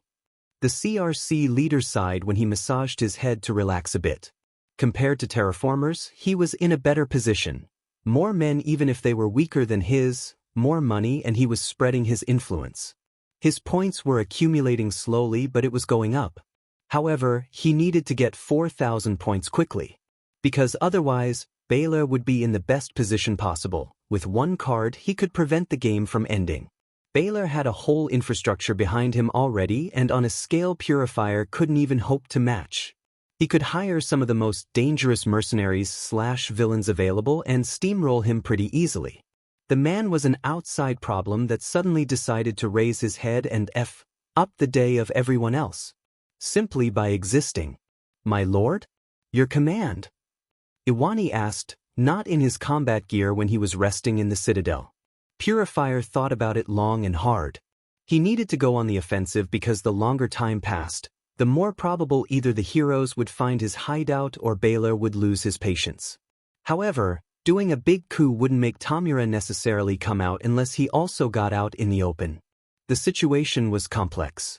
The solution came from Sakura, their pink-haired pixie telekinesis who flew into the throne room with a list. My lord? The people your MST are told us to keep need more food. Alright, logistics. The issue with a big organization? Logistics. He didn't like that. Who was the kind of madman who actually enjoyed that? Meanwhile Night Eye, Nedzu, and Chimera sneezed at the same time while they were playing against Shield, Architect, and Hinata at Heart of Stellaris 4, a grand strategy game spawning millennia. Purifier stopped in an instant. Why did All for One ask him to keep these people captive? Hadn't it been for his former mentor, Purifier would have granted them his mercy a long time ago. As of now, Purifier was familiar with AFO's love of pranks and hiding secrets. Sakura, my dear, investigate the captives. Their identities. I have a feeling they will be the key to make the war move forward. Purifier said with a suave voice and a smile on his lips. He had a good feeling about this. As usual, Purifier was right, but for the wrong reasons. As the days went on, Japan got used to their new normal. For older people, it was as if the era before All Might was back, but on a smaller scale. Crime was on the rise, heroes were busy, and Rikyu was weirdly fine with it. As the leader of the MLA, he had an agenda, namely the liberation of the meta abilities. Pushing for the free usage of all quirks was impossible and would only bring more chaos. However, with the help of Hinata, Rikia was helping some laws to be pushed. Suddenly, using your quirks for your work was more and more accepted. Re-Destro was aware of a couple of construction corporations who were hiring a lot of people with strength quirks or telekinetic types to accelerate the reconstruction of the various fights. Even cops were more and more encouraged to use their quirks, aside from their guns of course. That was Re-Destro's plan. Using quirks to fight against the fire would only make people think it was an emergency measure against the chaos. Using it to repair and help? People would want to keep it afterward. More importantly, as his party was the one pushing forwards these policies, they were gaining more and more support from the people. The next elections would allow him to accomplish his ancestors' dream but in the correct way. Peacefully and smartly. No need to be AD about it and to be a weird quirkist person with a hate-ner on the quirkless. That would be idiotic and not efficient at all. Suddenly his phone rang. Curious as he recognized the name on the phone, he answered. "Hello Re-Destro, I have an offer for you." Suddenly, the phone call became really important. A few hours before, Chimera was in the shower, in his apartment. Hitting it allowed him to rest after his last training session with everyone. They were slowly reintroducing exercise to Toga, and the big three seemed to really want him into their trio. What would they be called? The Fantastic Four? That would sound lame. Anyway, Chimera appreciated the soothing feeling of hot water running on his body. When he came back to his room, closed the door and felt the difference in temperature. Must have been the wind. Chimera moved his hand as the comic cover manifested to his tips. He wondered what kind of quirks were used to bind them to him. Only his death or SBMs to someone with ill intent would allow him to pass the comic cover. He knew it. As he moved to put up a trunk, Chimera suddenly stopped and threw a fist mechanically backwards. His fist cracked against a face but blood flew from his arm. Chimera was used to the pain but fighting but naked was a first for him. And Kurojiri said that good hygiene wouldn't be the death of me. Chimera pondered a bit amused before crouching to avoid the incoming assault. The air was cut just above his head, some of his hair being raised in the process. Fast and precise. Chimera rolled backward before using the momentum to propel his body with his hand in a move he took from some capoeira dude in an old arcade game. This time, his kick hit the thorax but he yelped in pain. Something went inside it. F-dash. The silent opponent didn't stop and pushed forward. He went for the kill clearly. "I don't know you, Overhaul, but I won't go down." Chimera growled, his face betraying the fact his opponent went from barely an inconvenience to an actual pain. Taguru Kamakiri made a few more blades appear on his body. No time to be clear about it, too much was at stake. He didn't like what he had to do but he had to do it nonetheless. In addition, he wasn't that bad. Chimera couldn't use his right foot anymore as Kamakiri was certain his blade penetrated it well. If his footing was uncertain, Kamakiri had a chance to kill him before help would get here. He would then need to escape from the school as fast as possible. It was doable. Then Chimera, on one foot, threw his injured foot at his aggressor. Kamakiri, as a reflex, grew a blade. The kick promptly sucked towards the ground and suddenly Chimera was close to him, not noticing his wound apparently. Kamakiri felt a palm strike against his ears and his eardrums felt the air inside it explode with strength. Stepping backwards, Kamakiri lost momentum in the fight. Quickly, a second strike was aimed at his manly parts. Chimera, almost like a robot, used the fact that Kamakiri was split because of the pain to raise his knee in his face. K.O. I win. Now, Chimera needed to focus on the most important things. First, getting dressed. Then, calling someone to get the kid. 3. Get someone to help him bandage his wounds. The kid had not been that bad in a fight. Now that he thought about it, Chimera was feeling a bit dumb. Because he hadn't used the traitor sin. All for one prepared for him, Chimera didn't know his identity. In hindsight, it had been a dumb move to not check who the F it was. Yet doing so allowed him to meet Nijire and her SCRT mission. That was worth being assaulted but naked in his room. Kamakiri wondered where the hell he was when he woke up. There were rumors about Nedzu's secret tunnels and maybe even a secret lab. The heteromorph wondered if it was true or not and sadly for him, it seemed he was going to discover that soon. Kamakiri, as his interrogator entered, would have legitimately preferred if the one had been some kind of special interrogator from the HPSC. Someone who would have tortured him so he could at least expiate his treason in the pain. Tiger. I am angry and disappointed. King Vlad said, openly wounded by the fact one of his students had tried to harm Tamura, meaning he was a villain. I am sorry, sensei. The shame reddened his face and his eyes. Looking down at his feet. You know that no amount of sorry will repair what you did. How could you help people like the ISP? Kamakiri cried in front of his teacher and King Vlad couldn't believe his ears as Kamakiri explained everything, unable to contain himself, too ashamed of his situation. King Vlad sighed as he reported to Nedzu, Night Eye, and Yagi the situation. Namely, their first assumption had been desperately wrong and honestly, now they thought about it, a bit racist. The CRC? Night Eye said, raising an eyebrow, puzzled by the situation. Apparently, unlike what his files said, most likely doctored by the beach, his parents aren't dead. They are among the feral mutants reported in Japan and currently in one of the CRC's cells, King Vlad explained, suddenly feeling way older than he was, and Purifier made him an offer. Tamura's peace and in exchange he would heal his parents. But Purifier's mercy is, well, the killings weren't exactly a secret and Nedzu had trouble understanding a son ready to have his parents killed. King Vlad grimaced before going on more. That's different. Apparently, he managed to get into contact with the Garaki all for one mentioned and he is a crazy good scientist. He created a drag that can seal permanently a quirk. It's not easy and you actually need several doses. What if it didn't heal their rage? All might was used to bad guys cheating on their words after all. From what Maki, Purifier doesn't like to lie. He probably has more intel than what we know about feral behavior.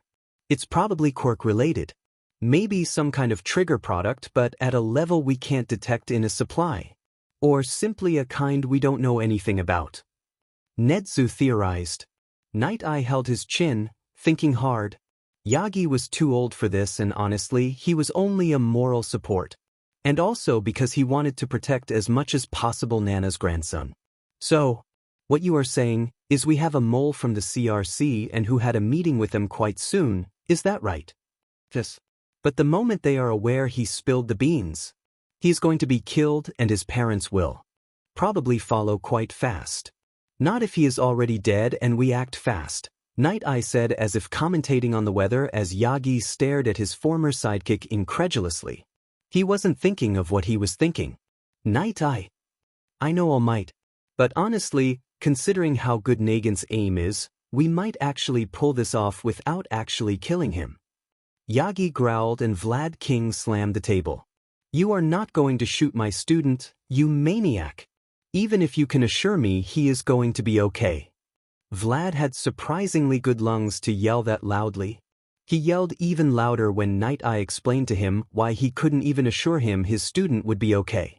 Nedzu, munching some cheese, was thinking of something else. I have a plan.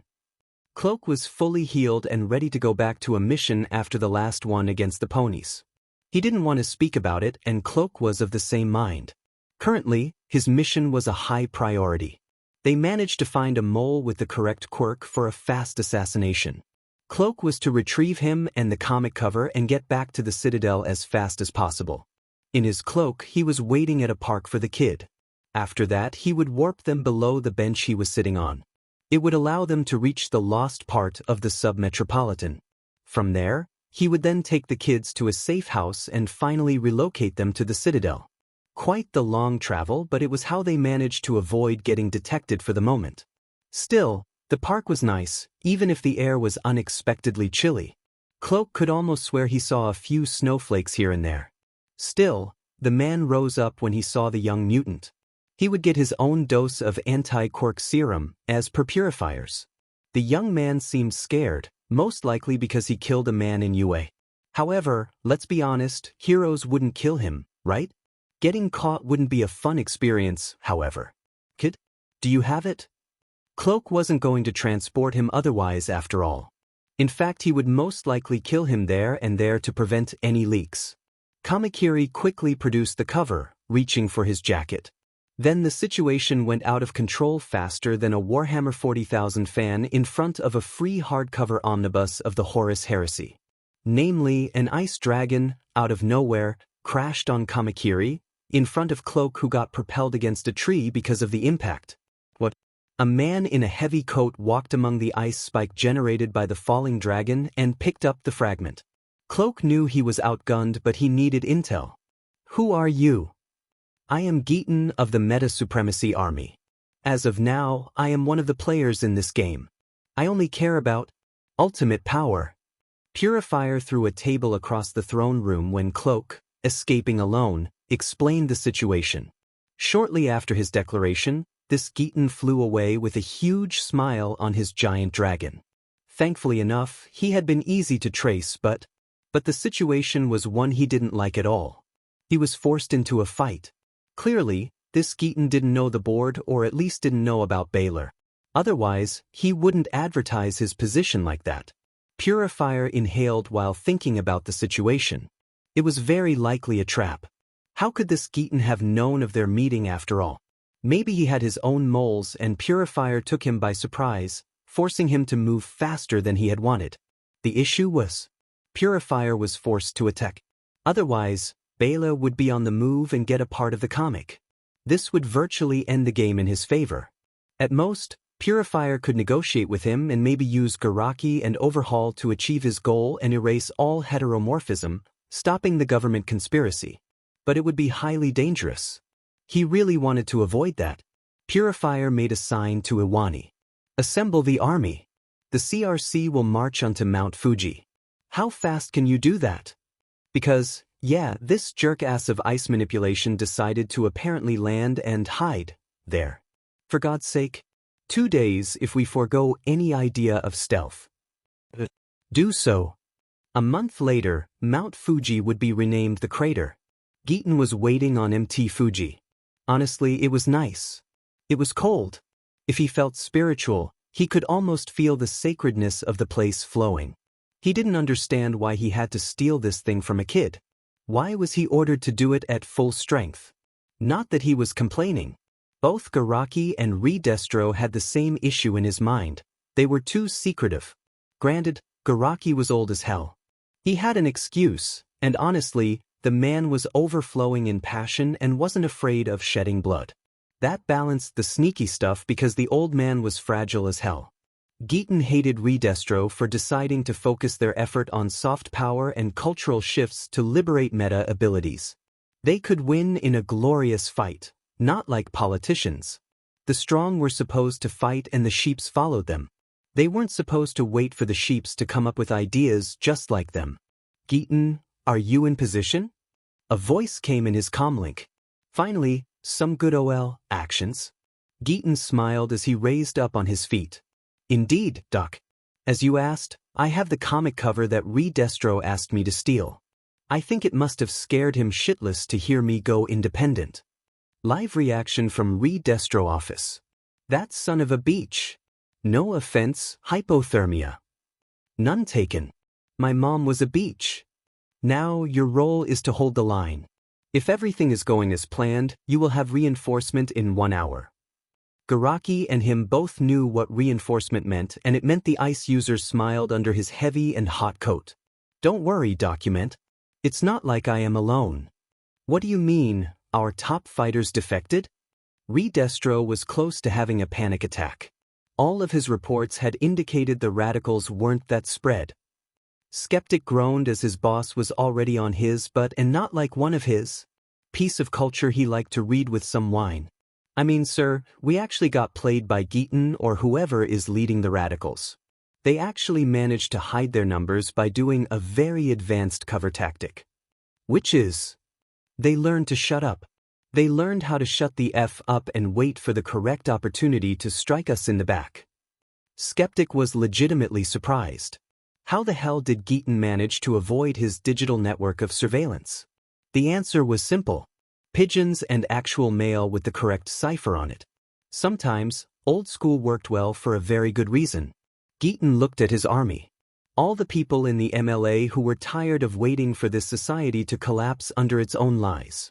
There were a lot of people. They weren't a monarchy for God's sake, and even after centuries, an heir could betray his ancestor. People of the Meta Supremacy Army, New men of the meta era. Today is a glorious day. We will wipe out a group that has plagued Japan for too long. Maybe more if we are lucky. Geaton's voice boomed. No, not because of a quirk. Good old microphone and several speakers. He also used a low level of bass during his speech to rhythm the heartbeatings of his listeners. Everyone would feel his speech in their bones. Power, power, power. For too long we have played politics. The poison in his voice about simply using this word was perceptible. Geaton hated politics. You should never trust a politician, and that was the reason why he stopped trusting Re-Destro. Winning the game like that? Geaton's speech continued, galvanizing his troops. Now heed my words. Hear my orders and execute them. Our enemies are coming. Kill them all. He didn't expect mercy, and he didn't want to give it either. No, Geaton only had two questions. Who was going to attack them first? The CRC? Baylor? The heroes? He didn't do what he did out of stupidity. The plan was simple. They forced their opponents to come at them in a territory where they had an actual field advantage. Considering all of their opponents actually hated each other, they wouldn't do a coordinated assault on him. In fact, they were more likely going to attack with waves to preserve their strength. Incoming! A panicked sentinel screamed. He saw something absurd. Oh, and who? Geaton turned and saw what was coming and instantly summoned the biggest and densest glacier he could. Thanks to the coldness of being actually high on Mt. Fuji, it was easier to create a glacier visible from 2. It exploded instantly, shattering Geaton's wall. The ice user smiled maniacally as he yelled, "War!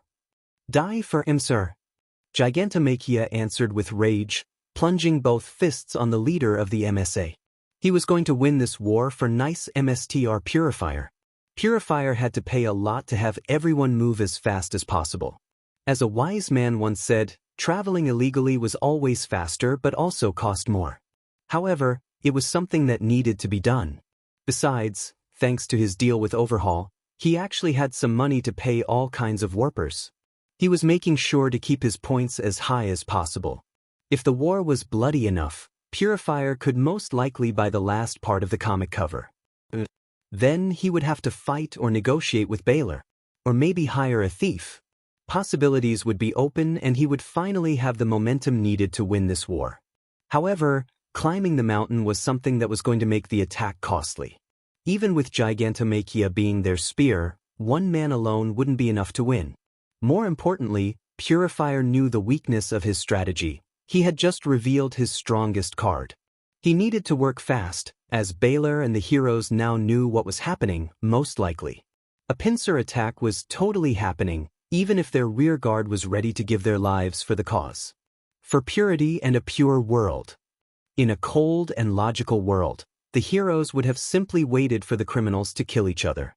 Let them eviscerate each other, destroy each other, let them be consumed by their own hubris. The issue is they were heroes. That and the fact they needed to take back control on their plan. Nedzu and Re-Destro's initial plan had been what Geaton was doing. However, it was supposed to be in favor of the heroes, who would have used this opportunity to ambush, with the MLA, both the CRC and Baylor. With the numbers and the strength, the war would have ended in a swell loop. In exchange, Nedzu promised to use whatever political support he still had to support Rikya's politics to lessen the quirk restrictions. Geaton's plan came from nowhere and fed everything up to 11. This whole situation was out of any parameter they had, and honestly, they feared the situation would get out of control. Actually, the heroes knew it would get out of control. Night Eye had tried to see the future. What he saw was unexpected. It was blurred and chaotic, as if the world ended and reborn at the same time. Their theory was simple. Somehow, and they hadn't expected it, the comic card made by Twice had the same property, perfectly the same property as the real one, and it had been used to get all for one's legacy. Izuku was stacked on cards, and most of the top heroes were ready for the fight. Not everyone was to be in the first wave. As an example, Izuku was not to be in the first wave as his summons were their best bet for countering Baylor's stash of quirk. Well, him and their other trump cards. However, he was still going to be useful on the battlefield. The ISP raid demonstrated the efficiency of using Izuku as their support, sending gear and reinforcement to various places thanks to Compress and Nagant. The plan was solid. Extremely solid. There was only one issue with that plan. Everyone failed to understand Geeton's second question. Why did Garaki ask for the fight to happen there exactly? Overhaul, please. Wake up, Dabi. Garaki asked Overhaul as he had visibly aged a lot. This idiotic war had taken a toll on him, as he had to work overtime to compensate. A meticulous plan he was supposed to carry within prepared parameters had been rushed. He had Overhaul modify his own body to basically turn himself into a biocomputer. This hadn't been without consequences, namely, it interfered with his quirk. Garaki quickened his death. However, it had been worth every second. Every suffering he brought on himself as he perfected the formula necessary. Overhaul nodded simply as Emily tightened her own hand around his. He smiled at her. Worst-case scenario, he would protect her. The good doctor was aware, and he was actually fine with this. After all, if Dabi wasn't who he thought he was, the plan was doomed anyway. Dabi snapped up, and his first instinct was to automatically breathe fire at whoever was holding him. All he managed to do was to spit in front of the old man whose skin looked like a dried prune in a desert. Free me. Now. You will soon be freer than you ever wanted, young Ember, Garaki started to explain as he pulled out a syringe and checked the liquid. Dabi recognized the liquid inside of it. It had been something he had used a long time ago, after all. Something he sometimes still used when the pain was too intense. Is that FNG trigger? Why yes. Don't worry, however. This one isn't the subpar stuff you can find in a dark alley. This is the purest version you can ever obtain in the world. No side effects that you have to worry about. Garaki said with a kind and elderly smile before putting the needle in Dabi, just on the mark on his naked chest. Dabi always thought he knew what it meant to burn. After all, each usage of his quirk made him burn a bit more. He had been in a blazing inferno before. This was the first time he actually felt all of his cells burn at the same time in perfect unison as his atoms reached the explosion point. My dear Emily, you were right. Taking the trigger just after Overhaul nullifying Drag's amplifying effect. Are you sure this is safe? Overhaul pointed to his mentor. He had promised to repay him for everything he had done for him, but he had a feeling about the situation. Nothing is safe when you step into the divine, my dear. Garaki chuckled madly as Dabi got engulfed in pure white flame. He only needed the final step to become either perfect or ash. The old man, his hands frielier than glass, took the torch of his eternal flame from the brasero near him. The last spark. Then, as the heat engulfed and scorched his skin and neurons, Garaki felt bliss. He inserted the fire into the host. In the void between the spaces, the Ashen King contemplated the young man who had just arrived in front of him. You look like Enji? Too young. Who might you be? I am, Tuya tried to speak. But it hurt. It hurt so badly when he tried to think. Who was he? Who was he? Don't remember. The Ashen King nodded and simply sat next to the kid and summoned a white flame for them. The kid contemplated the fire with passion in his eyes. He raised his hands and added his blue fire to it. Appealing, Tuya said with a childish glee. I know, right? Powerful, Ashen. King smiled at the kid as they both exchanged fire together. Pure. The kid understood what he was saying. They spoke together with their fire, and the kid laughed happily, his sound filling the empty void of death where the Ashen King lived nowadays. The child was burning away, his body being his fuel. Something so perfect, yet so ephemeral. As he turned into charcoal, Tuya looked at his grandpa. Can I be a fire? The old man touched the head of his one true heir. Enji had raised such an appealing child. One who resonated so powerfully with him. He could only say one thing as he embraced him, welcoming him in his fire. Making him a part of him, for his funeral spire. You shall be the biggest fire on earth. I promise. From ashes. Garaki was on his knees. The body was mostly gone. Even the bones were now becoming dust in the lab, as Overhaul put a hand on his mentor to restore his skin and heal the burns. The old man slapped the hand away angrily. No. Don't. These burns are the only things he left me. Overhaul, despite now having the evidence souls existed and most likely afterlife too, felt hurt, but he also understood a bit. His teacher's belief had held him for so long. He didn't know this Ashen King besides what was written in the history books. Namely a madman who only sought power and destruction. However, Overhaul also trusted his mentor to some degree, and the monster probably had some other plans if he had Garaki's utter devotion, despite him being an otherwise very logical and pragmatic scientist. It's over, since. Now we should close the labs. We can. This isn't over. A voice echoed in the labs, and from the ashes, the last spark turned into a self-sustained flame. Then, in front of them, the flame expanded, becoming blue and reshaping itself into what seriously looked like a Buddhist monk made of fire. The man of fire had a grin on his face, unable to stop smiling. Looking at Garaki, the smile somehow turned sad. Garaki, my most faithful. You never stopped, despite me crossing over? Never, my lord. Never. To Garaki, who believed in evolution, the Ashen King was the absolute solution to biology. He was eternal and perfect. He could have cried as the man controlled his flame to touch his apostle, putting his hands on his bald head. My friend, what is your wish? You went above and beyond any expectation I had for you. I would have reincarnated through one ember sooner or later. However, your plan greatly sped up my plans by at least 1 century. My students. They are the closest family I have. I wish for you to bless them. Garaki said, as he saw his students who wondered what he had smoked recently. Not you, my dear. Please, my lord. We both see my body. I will be lucky if I can see you rise as the new sun tomorrow morning. Garaki almost chuckled. He knew his body was barely holding on and would soon die of old age anyway. The Ashen King nodded. Overhaul always thought he was fast, thanks to his regular sparring with the Yakuzas and several of them who wanted to actually cripple him. He didn't see the fireman move and put his hand on his face. Let me ignite your spark. Overhaul screamed to the point his lungs almost ripped from his chest.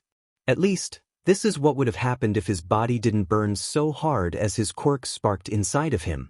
Usually, you would have to burn much more to evolve to your full potential. However, Garaki asked me to help. So I will.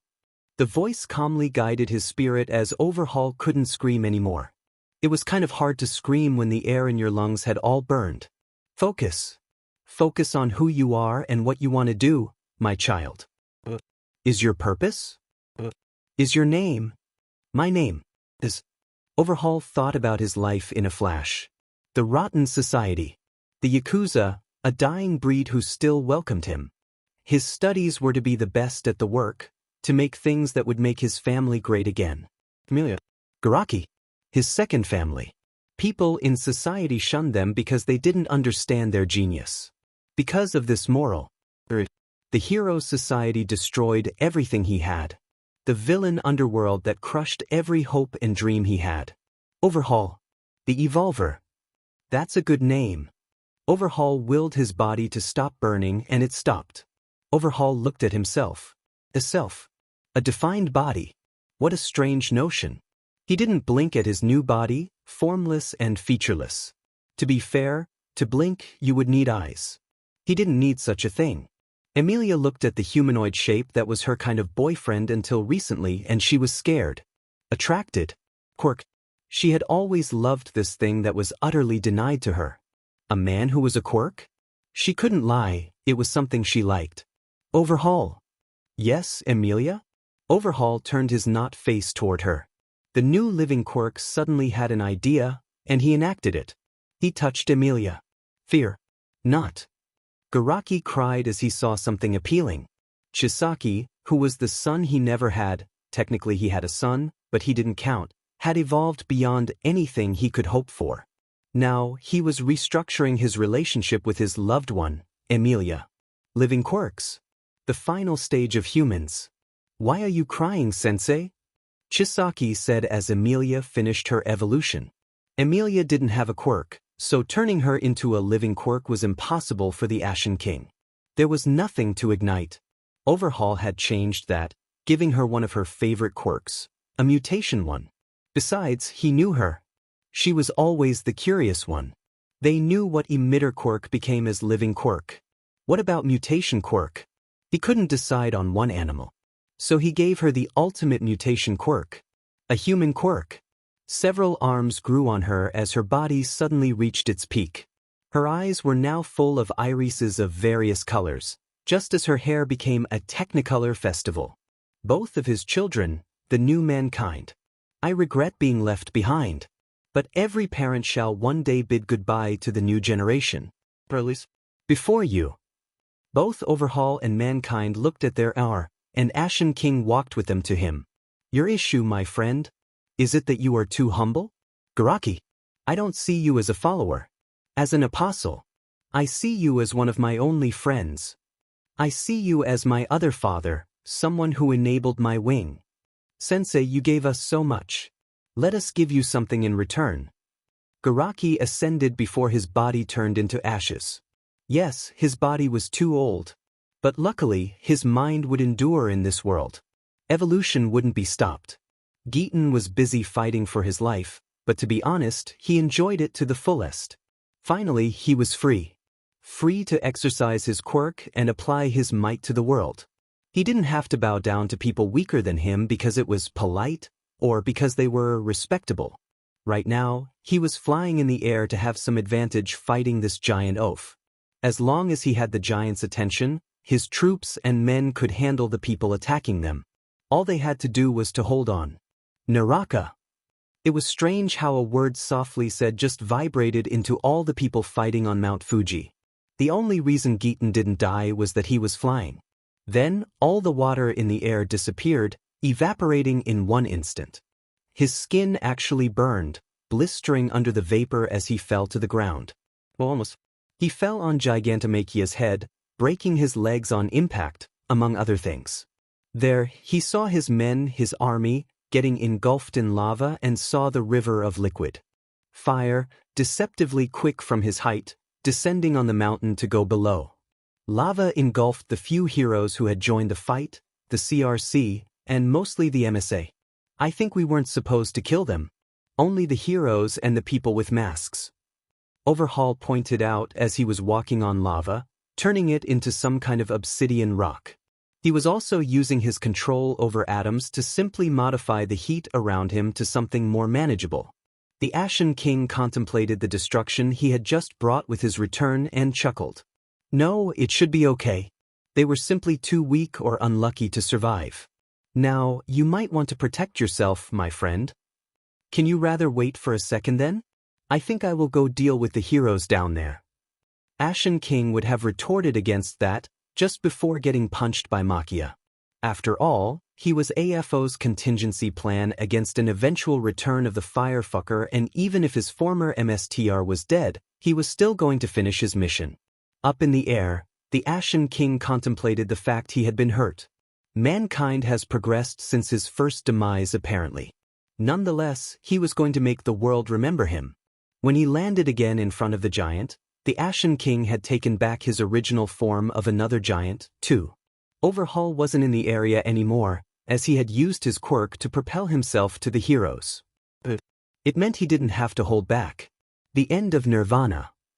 Simply said, the one true king of fire against Gigantomachia, before exploding with a yield so powerful it created a shockwave, destroying all of the glass in a radius of several dozen kilometers. The explosion had also atomized a good chunk of the mountain, symbolizing Japan.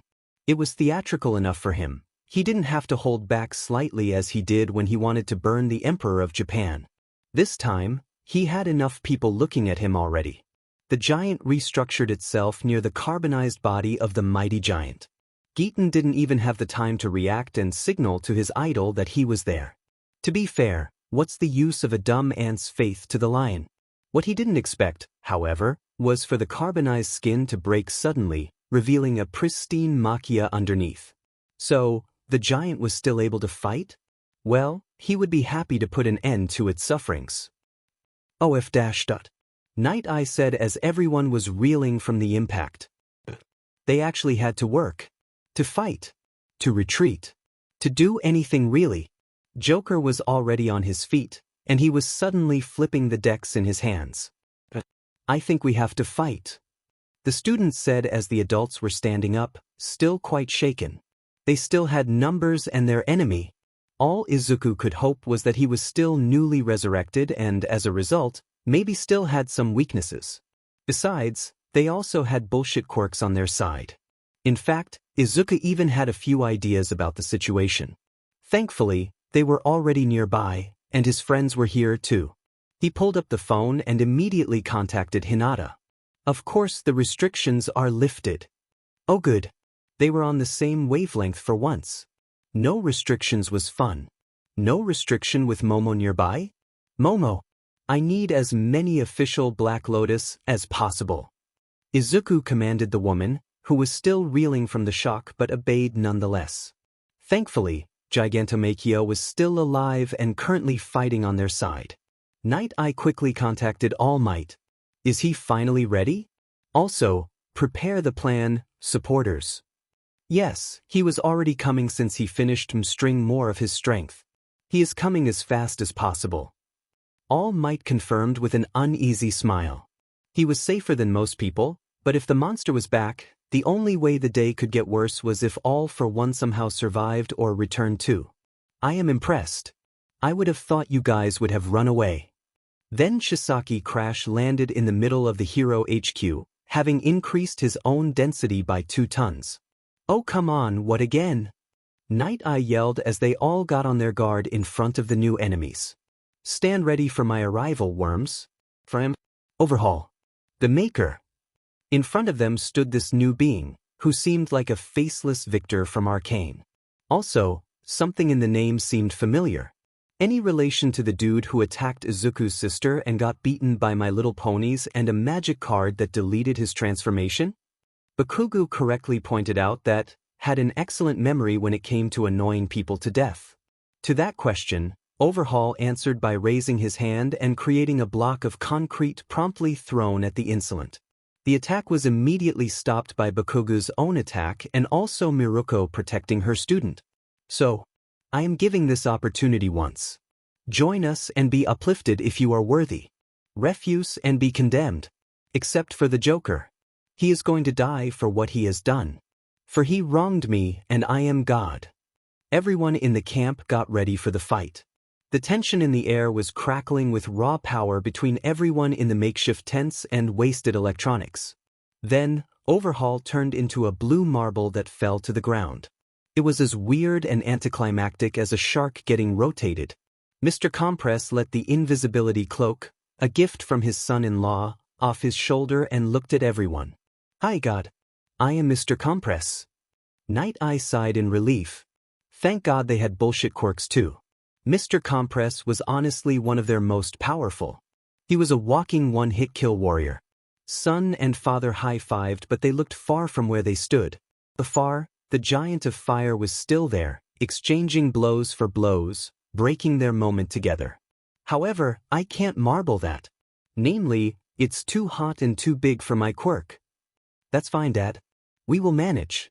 As always. Izuku said, as his friends and his stepdad were with him. He actually felt scared a lot, but they had to move to protect everything. Besides, Hinata just confirmed 3 things. The USA is still aware that nuking the Ashen King is a bad idea. Island are saying they have launched support units to help us, whatever that means. Endeavor just burned through his containment when he heard the Ashen King was back. Night Eye was still there after and was busy trying to deal with the communications as best as they could. The situation had evolved. So they could know they would win.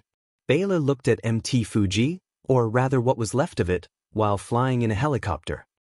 Honestly, I am actually wondering if the legacy is worth this bullshit and this insanity. Baylor had inherited his dad's love for drama and theatrics. Thankfully, he also inherited his mom's level-headed calmness. You are an annoying one. The Ashen King stated, groaning at the giant who kept fighting. It had stamina, some fire resistance quirk, a copy of that solidify fire quirk, and it hit quite strong. Not as strong as this youngster All Might or Red Riot when he had been buffed by the Emperor, but quite close.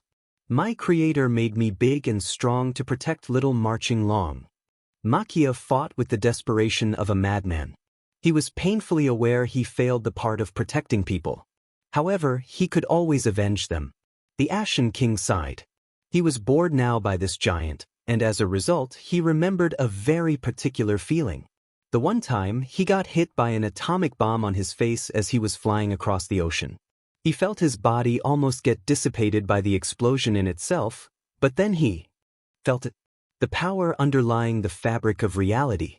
The bliss of nothingness, as the divide and the void reached inside of you. Behind the great lie of matter was the truth of the void. May you burn with conviction. The Fire King slammed both of his hands on Makia's ear and summoned the nuclear fire he had tasted once. Even if the being was mostly made to fight fire, radiation was another issue. Something the Fire King didn't have to worry about. Being made of flame and being a quirk had the advantage of not being able to suffer from cancer. Makia, to his credit, managed to get 2 more uppercuts on the king before screaming. He got 2 more before dying, as a pile of radioactive fire, as his enemy maintained his attack, making his cells burn themselves. Even his atoms were under attack. Still, Makia walked forward to his death with all of his might. Makia? You can rest. May you sleep peacefully. The Ashen King spat some lava, as if it was lava, as the corpse fell in front of him. Okay, it was nice as a warm-up. Now, it was time to fight some more, burn some more, and plant more embers in the world. Then, a plane passed above his head, as fast as lightning. It made the Ashen King raise an eyebrow, as he was pretty sure he couldn't have shot it. Where was the sound in it? But wait, the sound came after. So it was a supersonic plane, but it didn't carpet bomb him. Weird. That thought got interrupted by a giant metallic punch to his face. It didn't actually hurt him, but it deformed his face. As long as power flows through any of my circuits, villain, I'll fight you. Optimus Prime, in his new body, was here. The scientists of the island had explained to him the situation and shown movies of what had happened and could easily happen again. I don't even know who you are. It merely stated, the strongest quirk alive in this world. In his voice, annoyance. What kind of thing was humanity using against him? Grimlock attacked from behind, his sword trying to penetrate the giant, who simply stared curiously at the sword, overheating faster than a computer trying to make run crisis, you will. The Lord of Fire sighed and raised both hands to riposte against the 2 newcomers. Let's test their melting point and his ultimate heat. With these cards, I summon. All 3 giants stared at the sudden apparition of the young hero, an ant among lions, who threw 2 cards at his old summons. Both suddenly had cooking gloves on their hands, red on one side and black on the other. Optimus knew of the strange power of the kid and nodded. Grimlock. Together. The leader of the Autobots yelled at this old friend, who nodded. Can someone explain? His only answer was a double punch served by the 2 Cybertronians, full of energon. Island had worked overtime to restore them after all. Izuku felt extremely safe knowing they were here, but already the arch-arsonist was on his feet. This time, no smile. No fake pretense. This hurt. Once again, merely a statement. He was a being of truth and purity. An angel sent to purify the earth. His hands joined together before he blew through them, giving them the absolution of their sin with absolute fire. Izuku saw the attack coming, the huge tongue of fire. He answered in kind by summoning the same individual 3 times. He was high on power, thanks to Momo. It felt good to not have limits. Natsu Dragneel was always a simple individual. He saw fire, he would eat fire. Were people in danger? He would save them. A giant wave of fire was almost hitting the 2 golems shielding 1 dude with their body. It was probably the occasion to do 2 good deeds in one swoop. The 3 salamanders ate the fire, blocking it with their body and concentrating it. Had they been real, they would have probably managed to eat it in one go, but it wasn't the point. Izuku was high in power, but he knew the risk of spending all of his mana in one go too well. All for One at Exegol had been a lesson. So, all he needed right now was to manage his stamina, help his allies, and stop his enemy. The Natsus exploded, but the attack was diverted with their sacrifice. Ashen King, in the name of the law, I order you to surrender. Izuku yelled as loud as possible. It was the correct thing to do, and he would do it properly. The Ashen King blinked twice but laughed. Thanks, but no thanks. Because on heaven and earth, I alone am honored. Your laws mean nothing to me, you little ant. The kid stopped his attack? Impressive, actually, but he doubted he could do it again. The Lord wasn't someone who bet on such things, however, and he shifted a few more arms. He was still not at 100%, was he? Still, he had a point to make and he would make it. Azura! As the pillar of fire began to form as a giant tornado, Izuku wondered why the hell the situation was turning into some kind of shonen fight. He was also very unhappy by the number of anti-fire cards available to him. Seriously, pre-Quirk people always had crazy ideas for gameplay mechanics, but they didn't focus that much on elements somehow. As the fire tornado almost managed to get Izuku and his Transformers protector from the ground, a shard of lava almost hit the young hero, who only barely managed to dodge it thanks to his flexibility. Their main reinforcement arrived. In an implosion, the tornado was condensed into a small ball before another giant of fire swallowed it. Father! Enji's anger was colder than hell and hotter than the sun. It was an explosion, barely contained. Son! Your form is magnificent. Now, how about you take your rightful place by my side? This time the Ashen King didn't get sucker punch. The two fire fists collided in a storm of fire. The temperature kept rising. Izuku had to do something to make the temperature somewhat manageable. Suakun. As another card burned, the legendary water dog manifested into reality, growling because of the unnatural heat. Rain dance. Also, ice beam on the fire giant with no tears. Yes, apparently, Enji's form kept his tears made of flame, even now. One giant, determined to fight with no expectation to go back to his prison, death being a good penitence. Another suddenly had to fight for his life as their quirks clashed together. You will not beat me, child. I have forgotten more about our powers than you will ever learn, unless you join me. And you are even crazier if you think I will let you walk away from here or join you. Father and son, fighting together as rain and vapor, continued to make the situation intense. However, thanks to Suakun's cold rain, the situation was slowly becoming more and more manageable. As for the people wondering, wait, but wasn't there lava too? The answer is simple, Izuku wasn't alone. It didn't please them, but Bakugu and Tamura knew their quirks were useless in the situation except for making them targets. However, they were exceptionally useful to dig trenches and redirect the lava away. Now that Izuku was safer, Optimus and Grimlock nodded to each other. With their new gloves, both Transformers charged once again into the fray despite the giants becoming bigger again. Both towered tall above the robots. Probably a way for the Ashen King to gain demps, but it had been a mistake. His cry of pain as he got hit in the knees echoed in the plains as his anger rose even higher. He was literally white with anger, threatening to melt by his mere existence the two beings who dared bring him to his knees.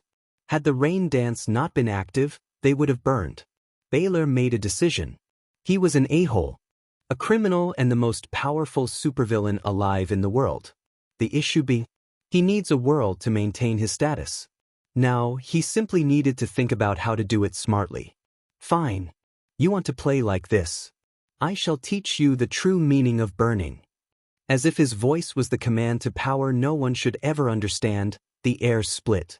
The atoms themselves felt their core igniting as the temperature kept rising, not fast enough to the taste of the aspect of fire. This unnatural rain was having his power, and it annoyed him to no end. It was probably the ant doing it. As he was almost ready to burn everything, including pure matter, Izuku had a crazy idea. He didn't have an atomic vision or something like that. What he had was a brain, way too much internet and a passion for Quirk. If that man could ignite anything he wanted, such as Quirk, as exemplified with Overhaul, maybe the opposite could be done? Endeavor. Try to stop his ignition, control his quirk to downgrade his power. It was frankly a Hail Mary, considering Aizawa's quirk didn't function on him. To be honest, Nedzu's theory on the subject that erasure could only affect biological matter. Considering the Ashen King didn't have a body, it simply didn't work. Thankfully, Endeavor understood the task. To be fair, he had been working on suppressing his quirk when he was in the containment unit. Unlike his dad who always tried to get hotter and more destructive, Enji's work of subduing and mastering his power showed.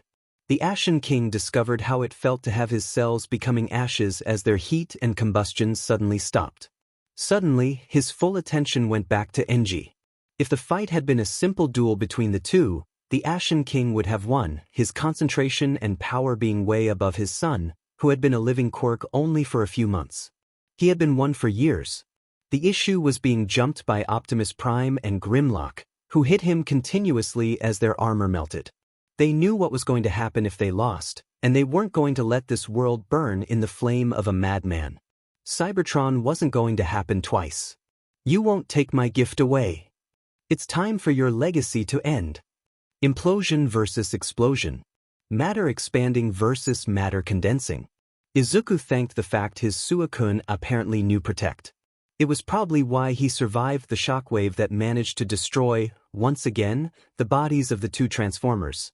Yeah, melting parts were not as strong as normal and sturdy parts. I am still going to fight. Grimlock yelled with an indomitable spirit. Brother. No offense, but we lost our members. Optimus sighed as he noticed that. If he had been a bit more functional, he would have rushed back into action too. They aren't lost, Optimus. They are right there.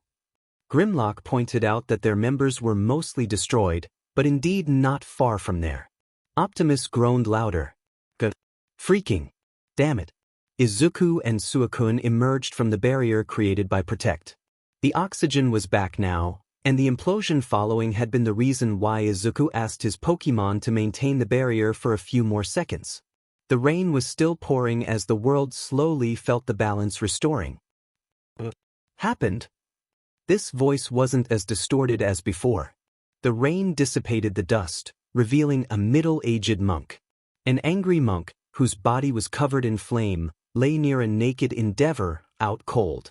Meaning Izuku was the only one who could fight. The monk yelled his frustration out as his fire intensified and part of his body turned into flame. Izuku noticed that and yelled to his Pokémon to attack immediately. Ice Beam. Wave of fire. The monk propelled himself with his fire as his quirk flared up. Even diminished to this weak form, he was still an absolute menace. He only needs a few minutes to get back and win. Izuku was getting ready for the fight. Suicune got his adorable face grabbed and incinerated in a blue fire, and the mad priest stared in a demented look at Izuku. I am burning you, Beach. Baylor rectified his initial thought. Okay, the heroes actually downed the Ashen King quite a bit. He could sweep in and steal the win, but if his father's demise taught him something, it was the fact that Japanese heroes liked to do something called a last-minute rescue. That and Izuku's quirk was kind of bullshit. Izuku answered by blocking the attack with a Kuribo and quickly summoned a Fool card on himself. Izuku, after a few tests, discovered he could absorb the power of some cards by slapping them on himself. All Might had been the final evidence. So, instead of summoning a miniature version of one of his friends, Izuku felt a new quirk inside of him, if only for a few seconds. Or rather, a dual quirk. One hand summoning fire and the other ice, both attacks hitting the monster and cooling his butt off. The monk discovered having a body esigidi bad. But he was the living quirk of fire. He remembered how fire felt. He continuously tried to ignite his cells and created an armor of fire to support the attack. Your quirk means nothing to a being like me. Maybe, but what about your own? Izuku answered with a smile as he maintained Todoroki's quirk. However, even if he had lost his mask, Izuku hadn't lost the ton of cards woven into his suit. From his belly, one of his favorite cards emerged and ran. It ran beautifully between the beams colliding and slapped the mad monk. What? Which was, to be honest, a normal reaction to being slapped by a blue otter. To his credit, he tried to hit it with his quirk. Izuku answered by summoning Glacier over Glacier. He didn't have mastery over the quirk that Todoroki had. However, he didn't have to be precise. He had to attack as much as possible. Lutri, jumping across the attacks as a magnificent otter, ended up on the man's side and gave him a taste of his own fire, emitting a giant fireball from his tiny mouth. Otters are a menace of nature, and Lutri was going to teach it to the world. Actually made the monk laugh as he spun around and took both fire beams and redirected them at Izuku. He was the MSTR of fire. Oh right, my quirk. I am the Fire King boy. You better bring something better. Both arms were back now. His power was rising. Then I shall do it. Both the monk and Izuku stared at who just spoke. This caused the mad monk, despite his armor of fire, to be punched in the face so hard, the punch left a mark. The shockwave made the rain stop for a second.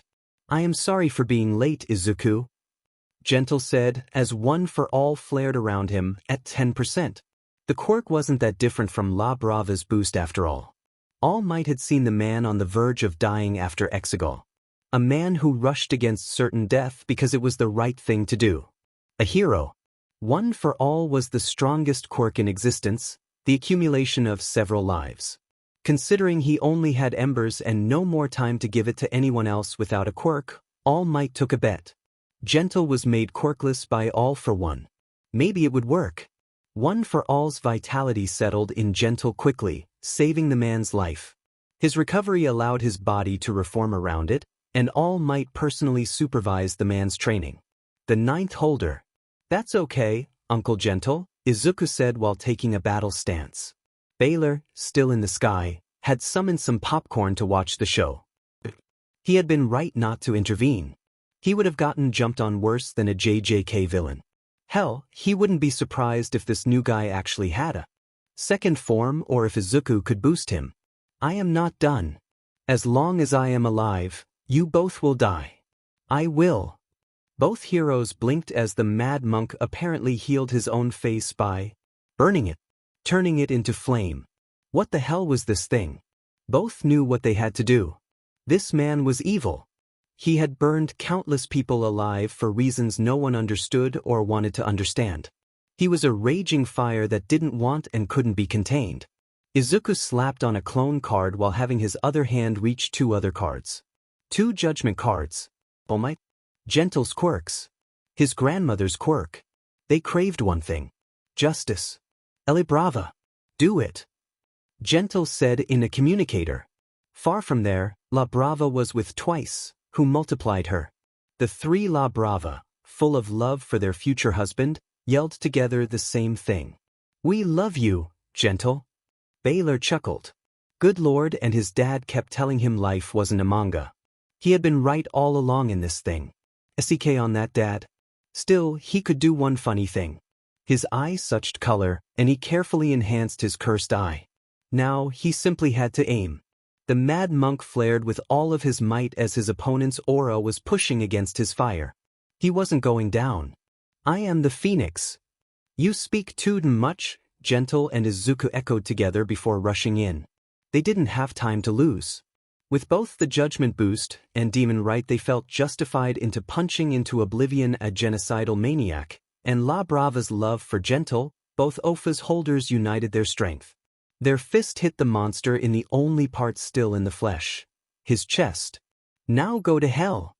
Izuku yelled, and Gentle added, and apologize on our behalf for the inconvenience. The Flame Emperor tried to riposte by summoning whatever fire he had left when suddenly he felt a stare on him, and no more fire. Baylor was a villain. However, he hated competition and genocidal beings. His father wanted to be a demon king? Baylor wanted to be an emperor of crime. Thank you, it was plain enough. So, he simply used a quirk reducing the oxygen in the air and aimed closely at the Ashen King. As he hadn't managed to get back into his living quirk state yet, he still had to burn something, namely oxygen. No oxygen, no fire, or less at the very least. Also, he kind of wanted to help his cousin. He did some good work, after all. The Mad Monk. He had no song. The double punches were so powerful that he felt his body being crushed. His bones and their bones shatter together in blood and gore as their attack hits evilness. The Ashen King's return was stopped. His ember extinguished as his corpse splattered all around what was left of MT Fuji. The explosive punches managed to do one thing that no attack during the final fight did. The shockwave cleared the sky. The sun was shining harder than before on the two heroes who had just saved the world from an insane threat. Both Gentle and Izuku quickly lost their aura just after that, as they had no energy left. To be fair, their buffs were of the highly effective but leave you powerless otherwise kind. They smiled at each other and laughed with all of their lung, as they simply felt alive. Baylor slammed the ground in front of them. Several eyes opened and stared at them. The Western Emperor of Crime looked at them with a smug smile and clapped. Impressive. Also, don't worry. I'm not killing you guys.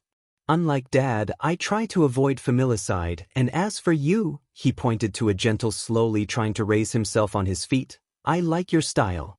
Honestly, do you know what my dad didn't understand about what makes a good villain? Both heroes blinked as Baylor raised a hand, creating a small ball of all the flesh of what was left of the Ashen King. Then he pulverized it with a hollow purple, just to be fair. A good villain needs a nemesis.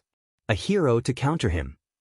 Baylor allowed himself to head pat a breathing Izuku, smiling, I hope you will become great enough to be mine, little one. In the meantime, the gentleman will do it. I will stop you later, Gentle said. He wanted Demon hard to punch the fucker. But his punching arm was a bit shattered over the impact of his fake 100%. Sure. Whatever you say, you crazy BSTRD. Now, before more of you guys arrive and maybe even Godzilla, I have a question. Baylor took a smoking pipe and lit it. He was safe as he knew he could run away if needed. I was observing from above and saw Dad's fake air. I guess the comic cover Geaton had was a fake, right? Neither Izuku nor Gentle answered. Baylor took that as a positive answer and raised a hand. 2 comic covers fell onto their laps. The F-. I am out of this competition. It is getting too crazy to my taste and I know when to cut the sheet out. If I want to win, I will need to stay here longer than I can. I have my own empire to take care of, you know? That was the issue of leading an empire. People always had ideas when you were away and tried to usurp your position. Don't ask how I got enough points to buy the 4th part. It may have something to do with a snuff website I have on the side. Baylor giggled a bit before puffing some smoke at Izuku's angry face.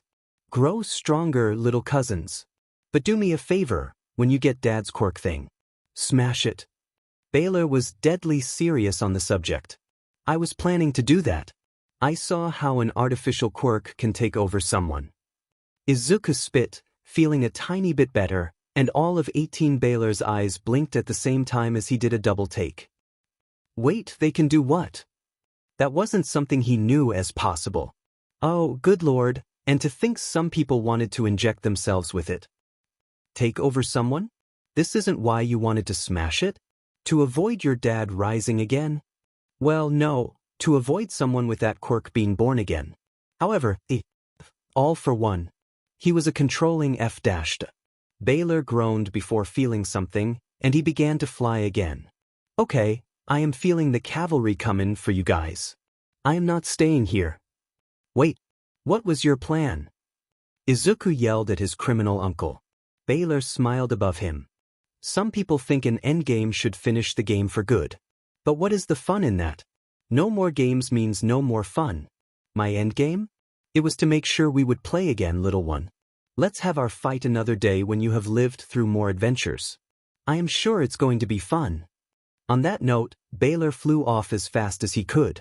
On the way, he met Godzilla, who was flying to his previous localization, using his flame as a propulsor, curled into a ball. He had been kidding on that one. Godzilla stared at him with huge anger and Baylor decided to teleport the bar back home the moment he landed. Honestly, a bit too close, but he got the drama part right. The future promised to be fun. When Enji woke up, his first thought was that he was going to punch his father again if he was in the white room with the door. Instead, he felt a weight on his knee. Was weird. He was pretty much certain he should have lost most of his sense of touch considering Exegol. Then he felt pain everywhere. Not a mind-numbing pain, but NG had been hospitalized enough times to know he was probably under some drags. This was the third strange thing. He was on drags. He was pretty sure he needed a body for this to work. What happened? This promptly woke up Natsuo, as he was the one on duty during the night. It allowed him to stay at the hospital, sleep a bit, and then do some overtime with MDM Seiko. It worked wonders for him and allowed his family to rest a bit. Don't move, Natsuo warned as he took a small lamp to test Endeavor's abilities, checking for brain damage or anything else.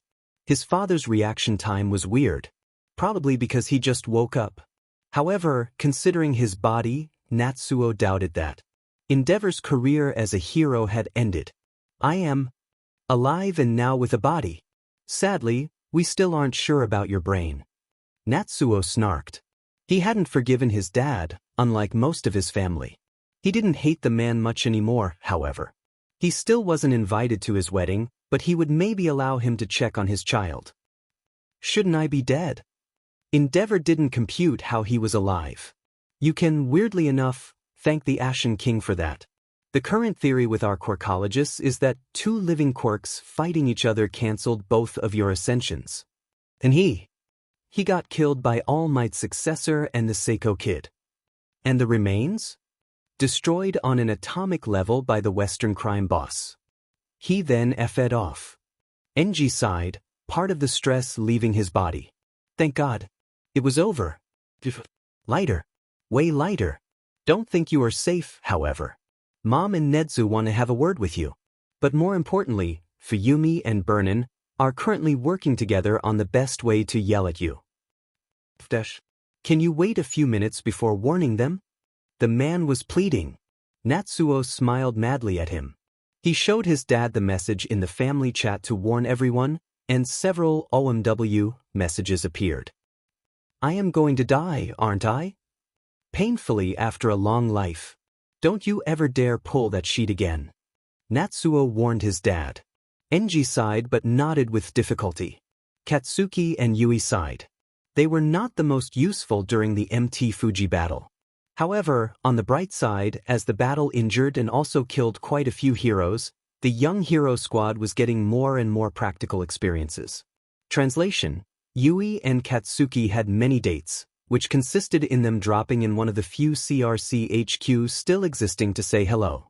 They still had that contest about who would get the most bad guys, and the loser had to treat the other to a date. Bloodshed and broken bones, but both wouldn't have it any other way. Their duo even got a nickname in the news, the Destructive Duo, the Zone Fighter Duo. While Maruko was officially their mentor, they were now taking classes with Godzilla and his firm on how to brand themselves on tokusatsu.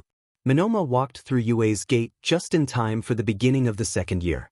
Thanks to Senator Armstrong making sure he was correctly educated during his rehabilitation, Monoma managed to pass his exams despite being technically absent for the second semester. And we welcome back our favorite idiot. When Monoma opened the classroom, both classes were inside of it, which left him astonished by the spectacle, balloons everywhere and Itsuka in the forefront, smiling with all of her teeth. He had missed them too. He was almost on the verge of crying, but he did the heroic thing. With one hand on his face, fabulousness activated, Monoma took the pose. Of course. I wasn't going to let the 2A win.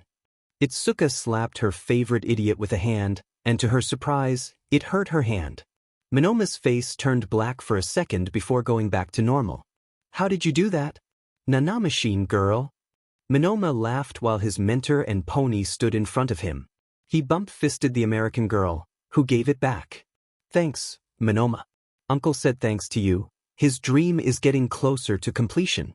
Colt makes every quirkless equal, and Armstrong will make them equal to Quirk. Izuka thought about the situation and noticed something. Wait, isn't that the plot of that one evil guy? If everyone is special, then no one is. Yuga slapped his friend over the head before Toru had the time to do it. Don't call l'oncle de ma petite Amy syndrome. Everyone in the classroom laughed hard as they were all happy together. Night Eye stared at his in turn.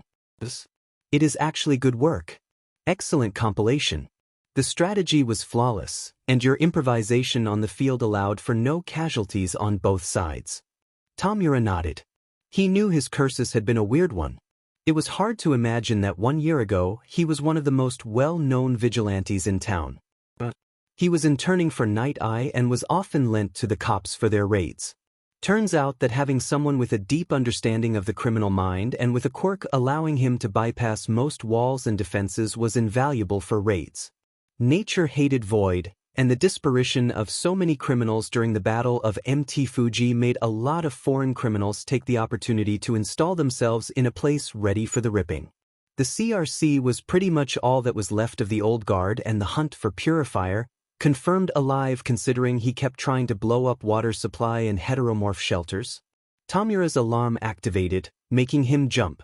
Night Eye threw him one of his stamps, which Chimera caught and put calmly back on the desk. Now, All Might's former sidekick smiled. Good, he was always on his guard and knew how to adapt his reaction. Not to dust immediately everything thrown at him. Mirio had been very right to recommend you. Chimera nodded, smiling. Lemillion was a rising star among the Japanese heroes. The vacuum left by All Might and Endeavor's retirement was slowly being filled by some of the old guards standing up to the challenge. No undisputed hashtag. In fact, the position was highly contested between Gang Orca, Wash, and Miruko. Their competitive streak was insane, and it dynamized the whole industry as a result. On a side note, you wouldn't happen to know about this compound of former HPSC elite agents trying to prepare a coup who were brutally murdered? Night Eye asked his current student and was happy to see actual surprise in Chimera's eyes. Don't know anything? I should. Night Eye shook his head and gestured to Chimera. I was checking. Go see Nijire, otherwise, she will wreak havoc in my office again. Chimera exited the room by the windows, caught up by said Nijire, who stuck her tongue playfully at Night Eye before kissing her boyfriend. Night Eye stared at the pictures. Several bodies were hacked up to pieces. As if a certain hero killer was now back in business despite being officially dead after Baylor's attack. Hinata sipped her wine peacefully. She felt her age very suddenly. Despite looking good, she was actually old. She was in her 60s despite her constantly saying she was in her 50s. Her nephew, blessed by his heart, never called her out on that. She was happy to be the godmother of his future child, and it was more than enough for her. When she rose to that position a bit more than a decade ago, she had to deal with a corrupt organization, people wanting to corrupt heroes and destroy what justice meant. They weren't nice guys, but they were actively doing their work to save the world. She felt the sword on her neck and smiled. Hello, Stain. How was the mission? As usual, Stain said with the same expression as Hinata before pulling away the sword. I am waiting for the next order. Hinata closed her eyes. I don't have any more targets for you. Hows? They were so many cases. Stain jumped immediately but noticed the pile on Hinata's desk. Everything he did more or less secretly for her. Everything his new team did. You were very enthusiastic, Stain. To be honest, at this point, your existence is something that helps the HPSC stay on the right path. Because everyone knows that if any shady dealing is discovered, I am coming. The stained ones so everyone else can stay clean. Both stayed silent. Stain was faced suddenly with something weird. I have won. Well, paradoxically, since All Might and Endeavor are now gone, every hero is gunning to be the new pillar of justice. They fail to understand they are becoming pillars. The HPSC isn't covering anyone's trace anymore. We do have some issues. Hinata pulled from her desk a new pile of files. We discovered several heroes who are high enough in the ranking to try and manipulate the media and the public to minimize their actions. Are you asking me? Stain? Would you like to be the hero killer again? Hinata was old. She felt the weight of time on her shoulders every day. But she would leave a clean state for her successor. Stain's smile told her everything she wanted. Looney was smiling as she officially obtained her teaching license. Now, she would be Aizawa's sidekick for torturing the kids. Everyone feared their lessons with Aizawa whenever the words, practice with weapons, were mentioned. Hell, the only one who wasn't scared was that one student in front of her. the rising star of the third year because of her beauty and skills. As everyone had been neutralized by her and Eraserhead, she was the last one standing, 2 knives in her hands. So, you are actually approaching instead of running away? Looney cackled madly, readying her hammer. Toga answered in kind, throwing herself with a spectacular speed and grace. I can't stab you if I run away. Toga had the time of her life as she was fighting her best friend/big sister. Blows were exchanged, and all the other students stared in awe. Toga's physical abilities were purely natural. As a result, she had a special teacher to make sure her bloodlust was in check and to make sure her skills would be of a higher standard. Technically, 2, because it was a pair. One was totally not a former criminal who got a special pardon, and the other was an otter. Everyone quickly learned to actually fear the second one when they noticed the zone fighter duo, known for having the same respect for authority as Miruko, actually politely saluting her. Eraser pointed at the screen. Who can tell me what mistake Toga made? Everyone blinked at Toga, who seemed to have the advantage during the fight. She made a mistake? A smarter-than-average student raised her hand. Eraser nodded at her. She trusted your briefing? You get an A. Taki smashed from the ceiling and attacked his girlfriend while sighing. Tamagi, you have my sweets. Toga was bubbling now, and she answered by closing in the distance, seemingly dancing with the shape-shifting hero, Sun Eater, one of the members of the Golden Trio. Thankfully, there was no audio feed, and no one except for Looney would know about Toga using her flirting to destabilize Tamaki, who answered by unleashing more and more attacks with Looney. Sure, Toga would poot afterward, but that was when he would give her sweets. It was the best way to get forgiveness and hugs after all. Purifier was contemplating his laboratory. In front of him was a woman unlike anything he had ever seen. She came from nowhere, but she had been their salvation. Her strength was absurd. Her knowledge was insane. Do you need anything else? The woman blinked all of her irises at the same time before making her hair short because she wanted to. She was resting for a bit, her hands on her belly. No, thanks to you, my child. I am just making sure our salvation is going to be fine. Purifier had to admit she creeped him out. However, thanks to him, his soldiers had stronger and stronger quirks. She somehow knew how to reinforce them or even create new quirks for them. Quickly, she became a figure of power in the CRC, claiming that humanity had only one form. Her form. Purifier smiled as he closed the door to their hope to save Japan. Praised be humanity, wife of the Overhaul and future mother of salvation. They would remake the world in their image, pure and perfect. Compress, well, technically majestic, was standing on the top of the rooftop with Gentle. So, what's the target today? Today, my dear, we are helping the Americans. They managed to track down a contraband center. If they are correct, it might contain the architect or at least one of his main bodies. Actually, I confirm he is here. Their communicator activates in their ears. I saw him a few seconds ago. Hina was still as skilled as ever for infiltration. Both levelers smiled before preparing themselves for the raid. We do as usual? Me as the main attraction, attracting everyone's attention, Gentle said, while his body buffed a bit more. And me doing the trick, Compress added, turning into a marble to be thrown by Gentle during the mayhem. There was a reason why they were rising in the ranking fast. Because they were fa.bu.us. Also, Compress kind of needed that money. He had 3 children to care for. Their latest addition to the Seiko household, Nana, needed the best. Now, they should do the job correctly so he could get back to his family and take care of them with all of the love they needed. More, big sister. More. Eri was flying in the air in the Seiko garden. Izuku smiled as he stared at Toru, lifting Eri easily in one hand, making her seemingly levitate in the air. It was perfect. He was in his 2nd year, with an appealing girlfriend and a ton of friends. Hell, the 2B even got a new student, the short one who almost managed to eliminate him during the sport festival. Mineta Minoru. Izuku was actually about that. He clearly had potential with his smarts, grit, and guts.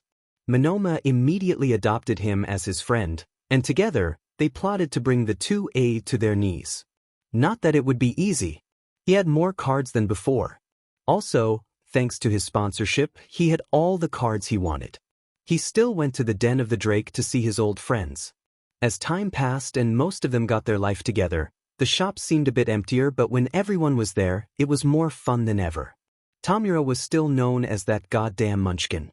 Shudo was losing badly but with a smile on his face. Bakugo yelled until he was hit by a silence card and Izuku simply felt bliss. He still had things to do on his list, however. They still needed to find Purifier to save Kurogiri. There was a strange cult based on science and the doomsday quirk rising in Japan, made of the remnant of Hummerize. Baylor was still at large. He truly wanted to test the limits of Endgame. Were alternate dimensions real? When Toru hugged him, Izuku kissed her back. Something in your mind? No. Simply happy. We had a crazy first year and, as weird as it may sound, I think Baylor was kind of right. Everyone definitely wanted to win last year, but permanently. All for one. Geaton, the Ashen King. Baylor was the only one who anteed the game to continue, and he is the only free one. So your point is, Toru led him on before sitting on his lap. We have work to do. But it's okay. Life's an adventure and the meaning, it's to live it to the fullest. The end.